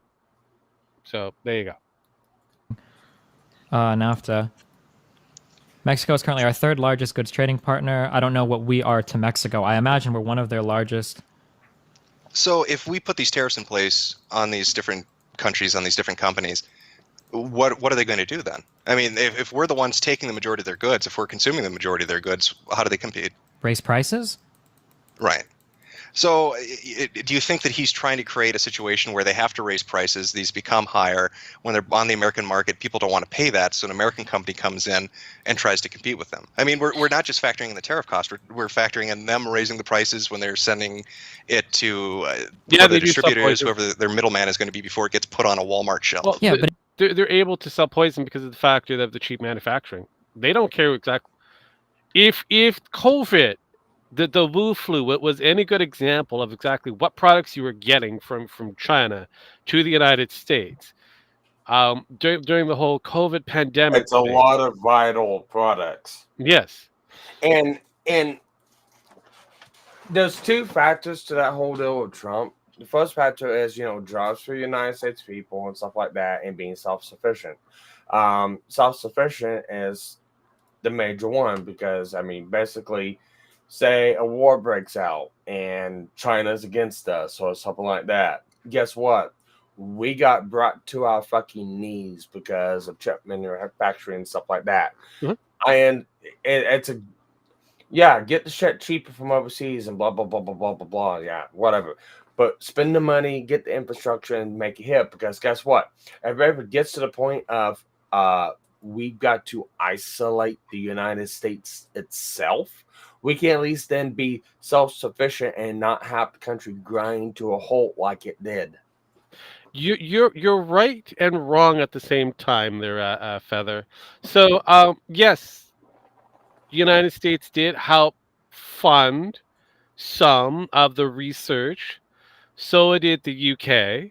So did Canada. So did all the 7 nations that are in that little mini kind of G7 group. They all helped fund this thing. Canada actually sent the virus, or at least the foundation of said virus, to China, who then created this lovely Wu flu. Yeah. So that's what I know the history of this one because Canada is the big proponent of why we ended up getting the Wu flu in the first place. If our lovely leader, Justin Trudeau, didn't send this to China, or was allowed to have this be sent to China for them to do whatever backdoor research that they wanted to do, we would have never had the Wu flu. Nope. So, yeah. You could blame Canada for that one. Literally. Yeah. Even our domestic productions. Oh, yeah, I know. Hell, now in Canadian areas, a lot of our vital materials are being made in Canada and being kind of sublet by Chinese products, but the major vital ones are being produced here now. It's kind of funny. Yeah. I think the NHS sent the most funds. Probably, I believe you're kind of correct on that one. Because again, like I said, there was a lot of money, but again, the G7 groups is the one that sent money towards to get this done. It was a lot of money. Anyways, continuing. But if you think the margins are so low, why wouldn't somebody in America be competing already? Like, if the margins are so low that a little bit of a tariff bump is going to make manufacturing competitive again suddenly, I feel like for people to move all of their manufacturing out of the United States, even against severe public backlash, what was that air conditioner company in, was it Arizona or New Mexico? The big I know who you're talking about. Yeah, the big air, to face public backlash like that, and then to go and build or rent an entirely new factory and a closed down, everything is in the United States. I feel like those margins must be like significant. So if we were to put a tariff, it would have to be a significant one, right? Would you agree with that? That it would probably have to be more than a little. And if you put a significant tariff to bring jobs back to the United States, and even somehow, and we'll even estimate somehow maybe you magically avoid automating all these jobs, which I don't know how you would make that illegal, I guess. How are you going to get all of these people that rely on these poor products that are now having to spend a greater percentage of their income on these products? How are these people going to be okay with it? It seems like you're just hurting your... So, Destiny, I know you're going into a ramble on this one, but in order for those jobs to come back to the continental United States, I'm just going to focus on the continental United States. Tax incentive would be a great thing, as well as trade policies, ergo, increasing an actual tariff on the foreign cheaper products. Turnaround, which is a massive thing that I understand is going to take away of jobs for a lot of these people, but they're going to specialize in certain jobs, especially when you go into automation. Automation is where everything is kind of going into, whether it be China or whatever. They're all kind of going into the automation circuit. Like it or not, that's just the way how things are. And if we can make a product that's faster, easier, and cheaper, than a group of Indian slaves in a cobalt mine trying to dig for materials that are toxic, highly toxic, that's going to go in making phones and shit. If there's a way of doing it, there's going to be a way of doing it. And unfortunately, this thought process of restructuring came about because of the Wu flu. So, but guess what? If we would have done this 4 years beforehand effectively, we would have been prepared for it. Yeah. Oh, yeah. But again, Canada was a little bit different when it came down to the Wu flu. A lot of our beer companies that actually make beers actually got into making hand sanities. Mm-hmm.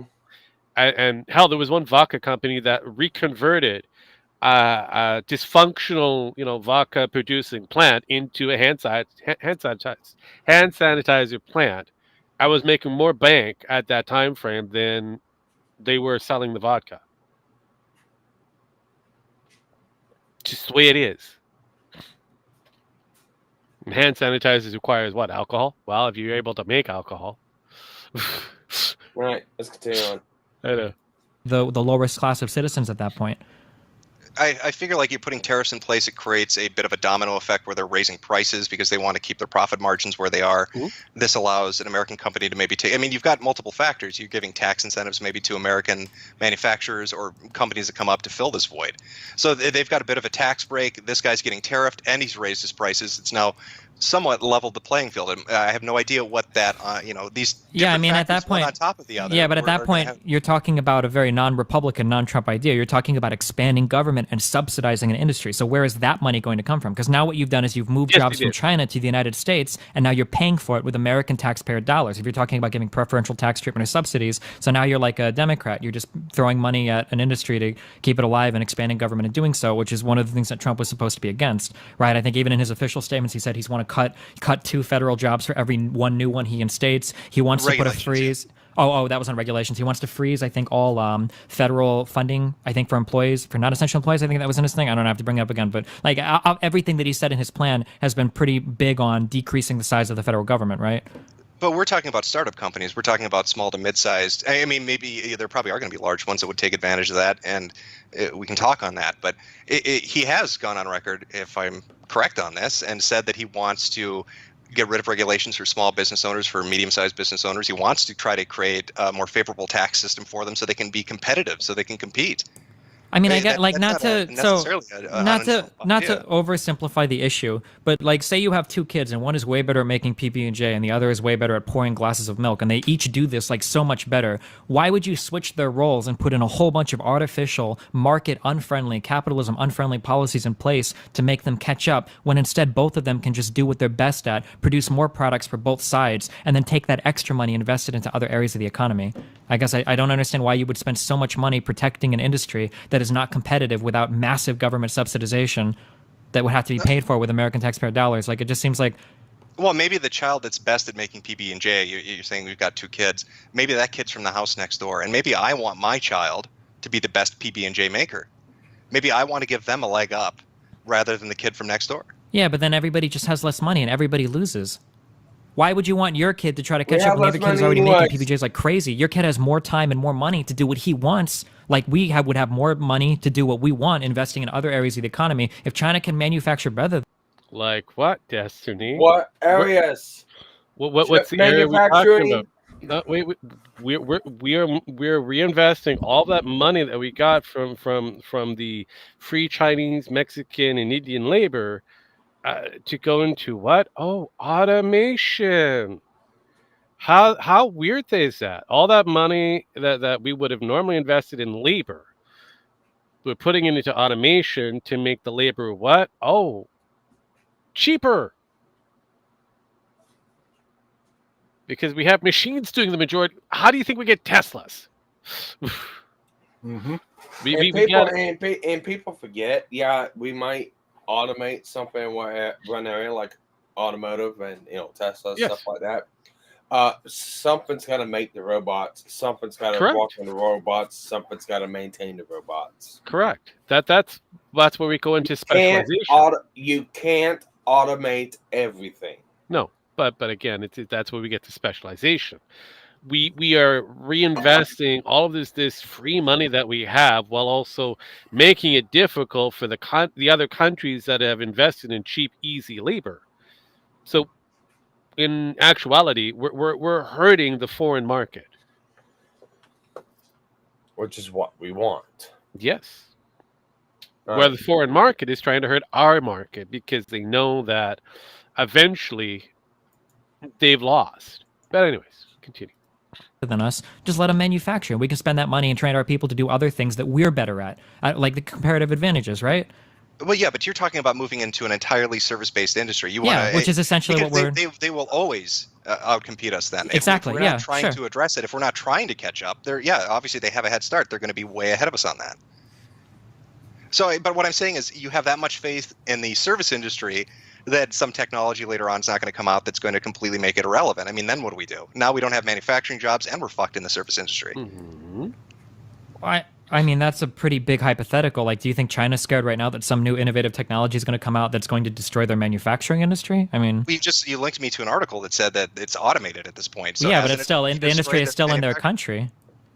Yeah, but what I'm saying is because they've had a chance to build up towards it. We've been building our service industry the entire time. How is China magically going to discover something that's going to make them you're a new tech startup. You're not going to San Francisco anymore. You're going over to Beijing or some shit How do we lose our grip on the manufacturing base in the United States in the first place? By opening our markets and initiating a trade with other countries that are developing massive bases of people that are entering job markets that historically weren't before.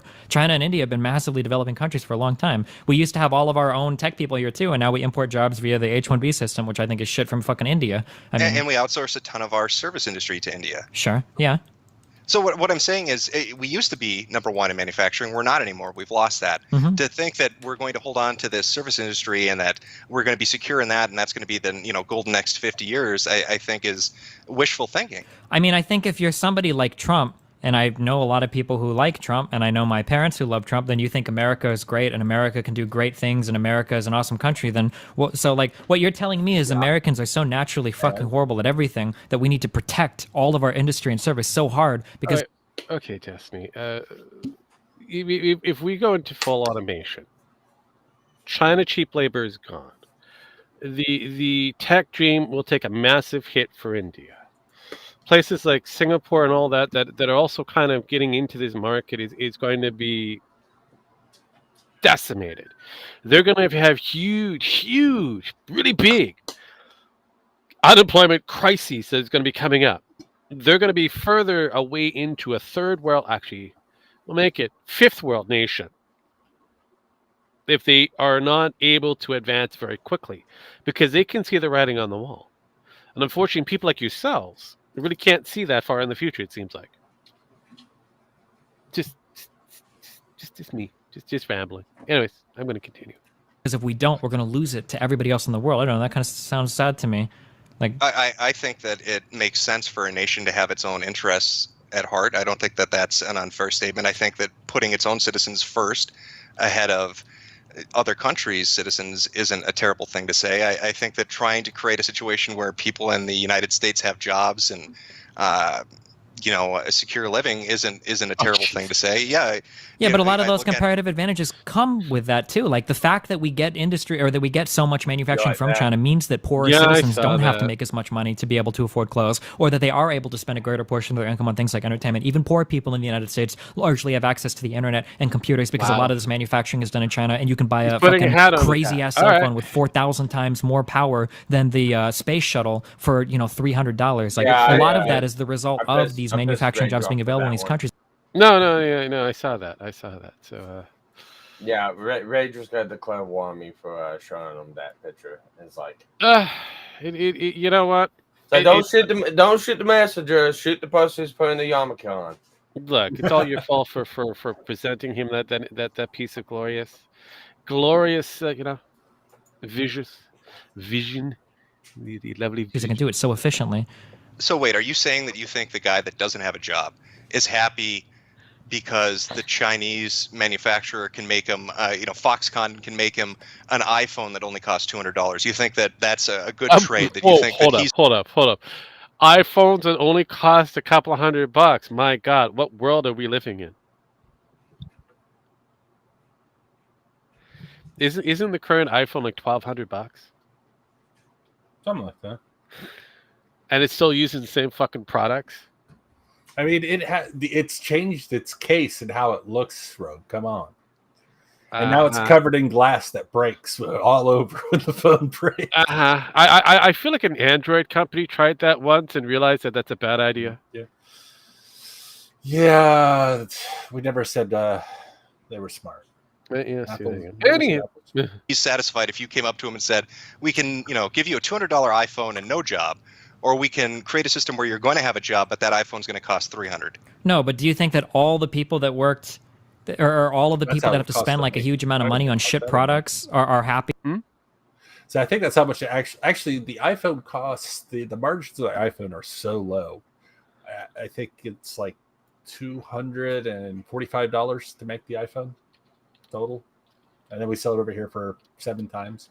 Even with shipping over here, it's like $200. Do you realize they actually they actually pay for the same amount of cost in China that they do everywhere else? And the Chinese are the ones that make most of the product. Think about that. So let's see. The iPhone 16 costs $429, $500 for the 550 for the larger model, $700 for the dub model size. Yeah, $1,000 for a phone that holds 256 gigabytes, and that's the only difference between the phones. So. Yeah, I mean, at the end of the day, you're looking at dollars and cents for them to actually, manufacture. But we're talking about like $25 per phone, depending on how you want to look at it. Yeah, and yet you turn around and go into the Chinese market, who is literally making these fucking phones, and they still have to spend the exorbitant amount of money. Yeah. So it tells you, doesn't matter if the product is being made cheaply elsewhere, you still have to pay the retail value at the end of the day. So, but I think we're going to end it here because I've just noticed we've gone over the hour and a half mark. You take care there, Feather. We'll catch you on the flip side. Well, too bad we can't go for like 25 more minutes. Okay, 25 minutes. I'll give it to you there. Be that they're getting a few people, highly protected jobs because they don't want to let other countries compete. Like, I mean, you're trying to find like one specific loser. Like, does somebody lose out on a job? Yeah, sure, but that could be rectified. You train for a different area. We haven't focused on those industries, but you train for a different career. You train to do something else besides manufacturing. Like, your alternative is, well, we bring back some manufacturing jobs, keep some people happy, and now every single poor person in the United States has to pay a higher percentage of their income on necessary products. Like, do you think those people are happy with that? You gotta do it for taxes anyways. Well, what percentage of those poor people aren't going to be working? I mean, this comes down to numbers, I guess, on what we're talking about. Whatever the numbers are, I guarantee you we're not bringing back tens of millions of manufacturing jobs. Actually, and again, we're still ignoring the fact that so many jobs. America's still the second largest exporter of goods in the world, right? We've already automated a lot of our own work. The idea that we're bringing back manufacturing from other countries and not automating it is crazy. That will never happen. Okay. I guess my point would be this, kind of looking at the manufacturing thing and then even touching back on the illegal immigration thing when we're talking about, are they coming here for jobs? And you link me to, I don't know what was this, Fortune.com article? Or no, not the Fortune.com, the Washington Post one talking about the jobs they're working. You're looking at a situation where you create a system that's more beneficial to United States citizens than it is to a foreign country. You bring back manufacturing jobs. Let's say that it doesn't cover the amount of unemployed that we have in the country. That's fair enough. I agree with you on that. But you're also getting rid of illegal immigrants. You're also getting rid of people that are taking job positions. And I'm not saying that's in the manufacturing industry. I'm just saying that those are positions that could be filled. Wait, how would you get rid of illegal immigrants? Wow, Destiny. Your brain is like a hamster wheel on drugs. By deporting them. What does that have to do with the job thing? Oh, you're assuming that if he deports all the illegals, that's going to free up a lot of jobs for Americans, and then A percentage of them, yeah. oh, you didn't catch that. I guess if he's able to do it. I mean, Obama's been doing it at record numbers, and we still have a lot of illegals here. I feel like the solution to the illegal immigration thing is a very comprehensive one that's going to have to rely on working a lot with Mexico. That is actually true. Putting a wall up won't stop the people that overstay Obama visas. was deporting. Like he was the border czar. He was the and he was deporting a lot of different people, as well as he was bombing a lot more people too. But that's beside the conversation. When it comes down to, yes, you guys have tried to export as many people that have been secretly imported into your country. Yeah, that's true. But the problem is every time another president takes over, I was gonna say deporting them and showing them backdoor way in is not really deporting them. Sorry. No, he's actually had ICE in that deport a lot of people. Yeah, Obama actually had more people deported than Trump did.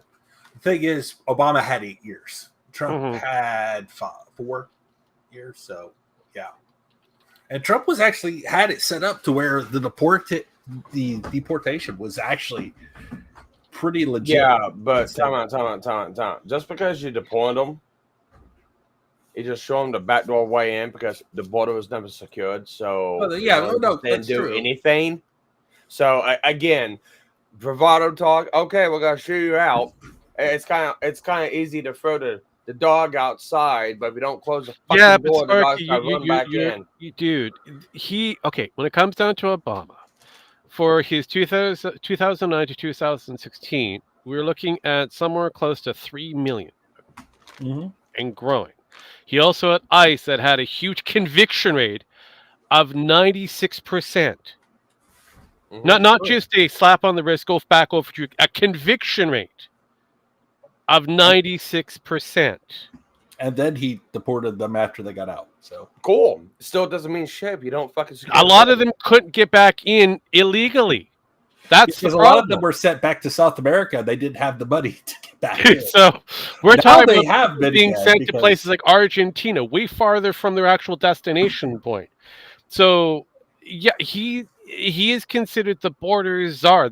He was the kind of the deporter in chief. His rules even affected Trump because one of his major rules was to divide the fucking family. That was an Obama-based rule. Cool. That Trump had nothing to do with that, but was blamed for. Yeah. Right. So there was a lot of different rules on the books. Yeah. That were created by Obama. Cool. Now you're right. Fine. And I get that, but still doesn't do shit if you don't fucking secure the border. No, you're right. You're not wrong on that aspect of that thought. But the thing is, Obama might have actually done it fairly well, and Trump had the legal. Here's the thing: Trump had the basis to deport them and keep them out when he came in because he got the border wall started. If he had gotten it finished, we probably. The other thing is, yes, your black-ish president did secure the border. He actually had one of the highest level of border agencies that were actually enforcing all the border crosses, whether it be up here in Canada or in the Mexico crossover. He actually created a huge funding for that security aspect for it. Yes, it was eventually kind of questioned down the road, but like I said, he unlike his other secret thing that you guys don't know about, where he bombed the living hell of anybody that decided to. So he created the border rules. He created the influx of the do's and don'ts and how violent the border patrol can be with the illegals. It just doesn't help that certain places like California didn't really report this or shoot away border patrol. Yeah. So by state that were considered blue, that's a whole different world. But if Obama and his ICE boys got wind of it, they gathered everybody up that they were able to find, separated everybody that was supposed to be questionable, and sent them back to places unknown. How many border crossings are there? Currently, Yeah. you kind of vary from year to year. Okay. I mean, Sparky, here's the thing. They destroyed ICE now. If you're talking about now Yeah. in the last 3.5 years, ICE has no power anymore. Oh, yeah, I know they ICE is destroyed broken. ICE. Oh, I know they destroyed ICE. I'm just asking. It's like, I mean, it's still there, but it's basically a broken. They secured how many border crossings with how many thousands of miles of land? Trust me, when it comes down to it, those border crossings didn't do shit because you have an influx on a monthly from 100,000 to almost 200,000 of people crossing illegally currently, which means that you have an influx of pretty close to 5 million plus that are in your country right now. Yeah, I know. So you have an increase of nearly 55% when you had a decrease of close to 60 to almost 80%. When you had the border czar and the orange man bat that took over. Mm-hmm. And then you have an idiot, an old man, who kind of changed all that because he wants somebody to mow his lawn. Yeah, I know. So, and he destroyed everything Obama put in. And this was Obama's man. Yeah. So remember that. So unfortunately for Biden and the Kamala Harris or Camel Toe Harris, they destroyed, ICE, any form of border laws. Hell, they even had to rethink the actual fencing thing because they actually put a kibosh on having the fences and that completed or even re-looked at until just recently. Mm-hmm. So I mean, hell, Texas started building its own. Yeah, well, individual states got involved and finished off what was being started. There's still gaps that are still existent, but they're nowhere near as huge as they used to be. In fact, actually, well, here's the problem: you didn't have the gaps or needed to worry about the gaps when you had people patrolling it on a 24-hour basis. Yeah. That's the problem. You had massive patrols, a huge body that was going up and down the actual lines, making sure that people weren't crossing over. Because I know, because my brother had to deal with that shit, and he was looking for a fucking dog on the Canadian side and didn't realize, because again, it's a small little piece of land that separates Canada and the United States. Yeah, there's no gate there, none whatsoever. But Border Patrol, God is happy to last. And that was during the Obama time frame. So just staying. There is a little difference here when it comes back down to it. I'm not saying that you shouldn't, really focus on border patrols, but again, coming back down to you have a different person who's sitting in the big boy chair. You have different, states' ideals of what they want to do with their border. So yeah, unless it's a federal agreement across the board, that means your House and your Senate agrees with who's ever sitting in the big chair. Yeah, you have to go by state. Yeah. And if California says no, I don't want a fucking giant fence across my state, you're not going to have a giant fence across California. No, you just have a giant fence blocking off California. Problem solved. They haven't built one, Sparky. We're waiting for that one. So that's never going to happen. Like, you guys are still wishing for California to float away. Not happening anytime soon. Well, I'm putting out ideas that would solve the issue. I'm not saying. No, I get that would probably solve the issue, but it probably will create more issues because you have other states that are just as bad. Give me the 40K chainsaw sword, and I'll do it in a week. I'm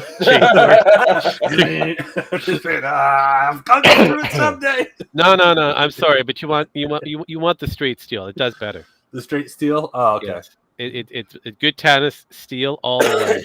I mean, I like the chain sword and all. It's really nice, but it's only as good as it's got enough power and it doesn't get caught up on something. But straight steel, good carbon, steel, cuts through everything like butter. Are you saying it can't cut through Mexicans? No. No. If so, the Cubans would have had this job done a long time ago. Oh, that you know what? That's actually true. I didn't think about that. So, are we good now? Can we call this one a show? I think let's call that one now. Let's call it here. Yeah. All right. Well, they're not streaming yet, but my side's redirected to go over to Lumi's channel. So. Oh, are we waiting out for that? Okay, look. That's why I was trying to be helpful. Look. Okay, I could run this for another 10 more minutes. That's all good. No. I can run it for another 10 more minutes. I'm hitting the button. Which is 40% of our illegal immigrants. It won't stop the people or the drugs that get here via plane, boat, or car already. Right. Well, the 40% that are overstaying visas, we already know where they are, so that shouldn't be too hard to round them up, should it? I mean, they haven't yet. And again, Obama has to a degree. Sure, right? but Obama has deported more than fucking any other president in the history of the United States. Obama's been crazy in deportation. But even at that, I mean, they're still here. And I mean, do we want to be spending money all this time? I feel this is getting off into the Mexico thing, but I feel like a better solution to Mexico would be working with Mexico until its problems are solved, in order to make it so that people don't want to illegally immigrate from there. I feel like, and that's what you guys did when you had Trump. He went into power. Because again, they had to stay there for a couple of years while they got their shit figured out. But then when you had a Biden that took over, that was destroyed. So there was a working relationship prior to the new government, the new seated power. Jesus Christ. That's a good solution moving forward that ensures the security of both of our countries. Oh, I have no problem with Mexico building Mexico up, but I'm not going to invest in their infrastructure and sort out their problems. I mean, if we already have this deficit of jobs in the United States, if we already have this issue of our economy, but it also, because we're kind of, I'm guessing you hate the word globalized or whatever. I don't give a shit about the word globalized. Okay. Go ahead. So we're kind of a globalized economy, right? Everybody, it kind of works with other people, whether you like it or not. Yes and no. The entire world economy is interconnected. Having a better, stronger Mexico serves the interests of the United States so much, right? How many illegal immigrants come into the United States from Canada, right? Or how many terrorists are going to try to sneak in through Canada? Canada's a functioning country. 9/11, anybody? Because all the terrorists came in through Canada for that one. Yep. How do I know? Well, because that's part of our fucking history. We know. We didn't figure it out until it was way too fucking late. Damn you and your country, rogue. Yeah, well, I mean, that comes back down to a certain golden-haired boy and a few other different things. It's just the way how it is. But the weird thing is that they were going from Canada to the United States, so we kind of shot-putted them from us to you as quickly as possible because they had everything kind of looking like all their ducks were in the row. It was just after the fact when somebody did a bit more, heavy-handed research, these fuckers disappeared. We couldn't find them because they were already crossing the border, which is pretty much a walking border going from Ontario to New York. Mm-hmm. So if we didn't have that, we wouldn't be in this position whatsoever. But it is what it is, unfortunate. It created a situation. The other thing is kind of weird is that they end up learning how to fly said planes through continental United States teachings, as well as a certain Microsoft game that deals with flying planes. So there's that. And these guys used to work for you under the whole CIA thing. So there's that. So they wanted to get rid of you, period. Functioning border guards. Everybody in that country, for the most part, gets along pretty well, right? As compared to Mexico. Wait, whoa. We really don't get along all that well that you think of. I mean, I'm glad that you think that, Destiny, but we really don't. We actually have different ideals with how each province should be running, and as long as you don't step on our toes, you stay over there and fuck over your own part of the city, just like anywhere else in the continental United States. It's not a field of dreams here. Half the place is ran by the fucking cartels. Why wouldn't you want Mexico to be a strong country, even if you have to invest a little bit in building them up? We had industries that were run by cartels in Canada.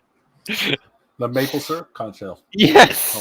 I mean, everybody knows about that. We have the divisions of the Hells Angels that owns a shit ton of actual property when it comes down to business. The Russians. The Russian mafia. Oh, the Russian mafia could not survive well in Canada, well, at least in parts of Canada. No, don't you have Russian mafia there, though, still? We did. Oh, that's right. I forgot. They were, yeah. Because somebody decided to put a hit on the Hells Angels. The Hells Angels decided to eliminate the people that actually put out the hit. And the Russian mafia said, we can't deal with these people because they're fucking crazy.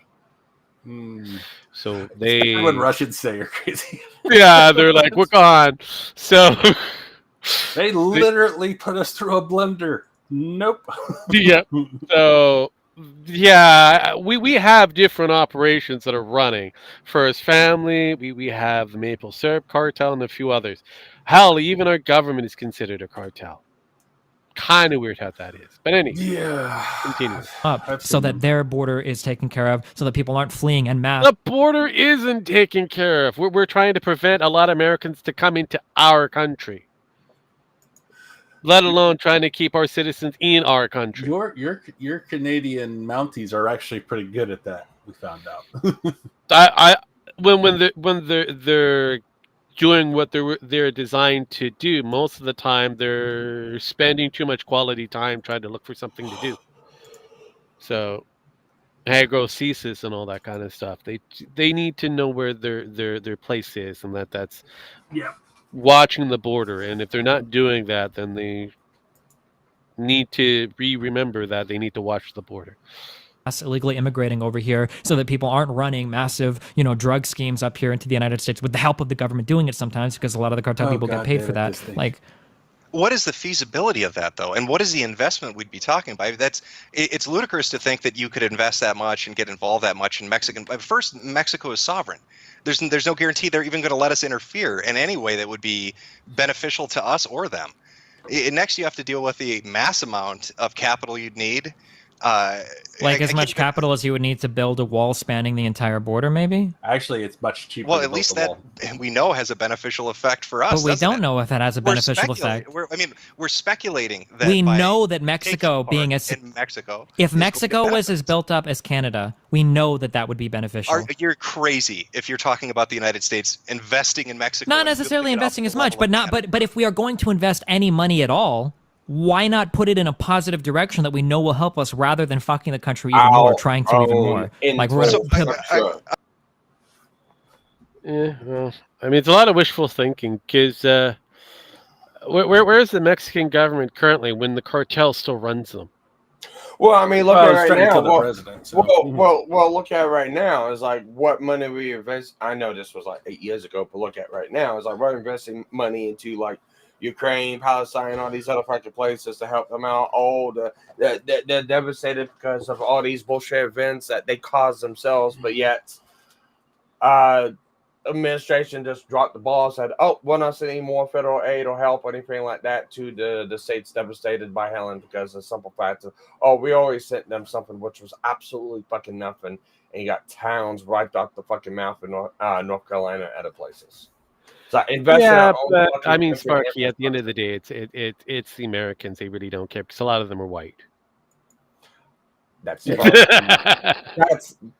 one of those white Americans. I'm one of those white Americans, and I really don't care. Yeah, so I mean, let's be real. If it was a lot of brown people that were living there, all that money would go to them. Or redskins. They are. Like you, Sparky. I said brown. I'd say black. Are a lot of Indians living there? Do you know where the second main branch of the Cherokee Nation is? It's in North Carolina. Cherokee, North Carolina. Yeah, but Sparky, you missed out on my thought process. I'm talking Indian, the brown people, not redskins. We're talking about the ones with the dot on their foreheads, not the feathers. Shoot them. That is basically it, Sparky. Look, Like it or not, even up here in Canada, we don't respect our names, even though we give them a national holiday that no one cares about. That even your prime minister, the first one, decided. Decided to go to Tofino to spend quality time with his family, surf and all that kind of stuff. When he was invited to go to one of these nations, reconciliation bullshit that they were doing, this massive party that to remember the loss of their great nations and how a lot of their members have been affected because of rape and being murdered and systematically deleted. So I understand. I get it, but when it comes down to it, like it or not, we're not talking about the Redskins. We're talking about Browns. And speaking of the Redskins in North Carolina, they're kind of swimming right now. Of course they are, and no one cares about it. So yeah, pretty much. That's what I mean. But if you were painted brown and you were in the tech department, and your name was like Abib or something like that, they would care about you. You have lots of money going to you, lots of aid. So what I'm saying is start to wallow in the mud and start getting supported and maybe put like a beanie on your head like Pakistanis. Hold up here, Spark. Here, Dr. Rogue. A bunch of cringy white. No, here's the thing. Rogue is black. Sparky is Native American. And I'm a trans asshole god. So you can fuck off. And Torres can fuck off and get the fuck out of here. Bye. Yeah, look, Natty. I love your gumption, but at the end of the day, yes. Ethnic be damned. I already call it as it is. Like it or not, I'm a Heinz 57 when it comes down to the ethnic gene pool, and my family tree mostly leads to Africanic black, actual real blacks from Africa. I actually know where my lineage comes from in Africa. Like it or not, most blacks in the United States don't even know that. My family originates from Nigeria, along the trans-Western slave line. Now, in Nigeria, you had at least 3 different occupations that you can actually achieve during that time frame. You were either a farmer, a slave trader, or a slave. So guess which one's most of my people did back then. They either farmed or were slave traders, or they were farmer slave traders that had slaves. And a lot of those people were sold. So, like it or not, the origin is kind of weird when it comes down to it. And the Saudis are not a clean hands of the slave trade either. So, but when it comes down to it, you just gotta deal with it. And unfortunately, when it comes down to whatever that Helen or the hurricane that happened, I honestly don't really care. I'm just pointing out that realistically, a bunch of white folk that are underwater, or a bunch of Redskins that happen to be underwater, no one really cares about. But we're sending money. Well, actually, you're sending money mostly to places that, again, are mostly kind of indigenous white. Kind of weird how that is. Ukrainians are majority white, and if I remember, Israel, being a Jewish country, has a lot of white skinned motherfuckers. Kind of weird how that is. And now, Natty, you can go fuck off before we send our furry after you. Oh God, and you won't like that. I'd rather send the furry. Yeah, but I appreciate the conversation. Please hit that like button or dislike button. I don't care. Interaction, I love. So you got it, mate. And leave a comment later. Yeah, please. You can send down any comment you want. I will gladly answer that question. So we're in the 2-hour mark. Can I now hit this button? Yeah, I was fine with you hit that button half an hour ago. I'm talking this is Sparky. Are we good now? Yeah, go ahead. I haven't saw it yet, but I'll send over there anyway. So, all right, we're gonna hit this fucking button. This was a fun and exciting debate between Destiny, who lost royally, and Metokur, who is kind of even out of his depth in certain aspects, still kind of managed to mop the floor of the one that is Destiny. I hope you guys enjoyed it. I know these fuckers did. As usual, I give these fuckers their last rites. I hit buttons. We get the fuck out of here. Well, Destiny is a fucktard. Apparently, I'm a white, cringy edgelord because people stupid. Yeah, well, I mean, my native little friend over there.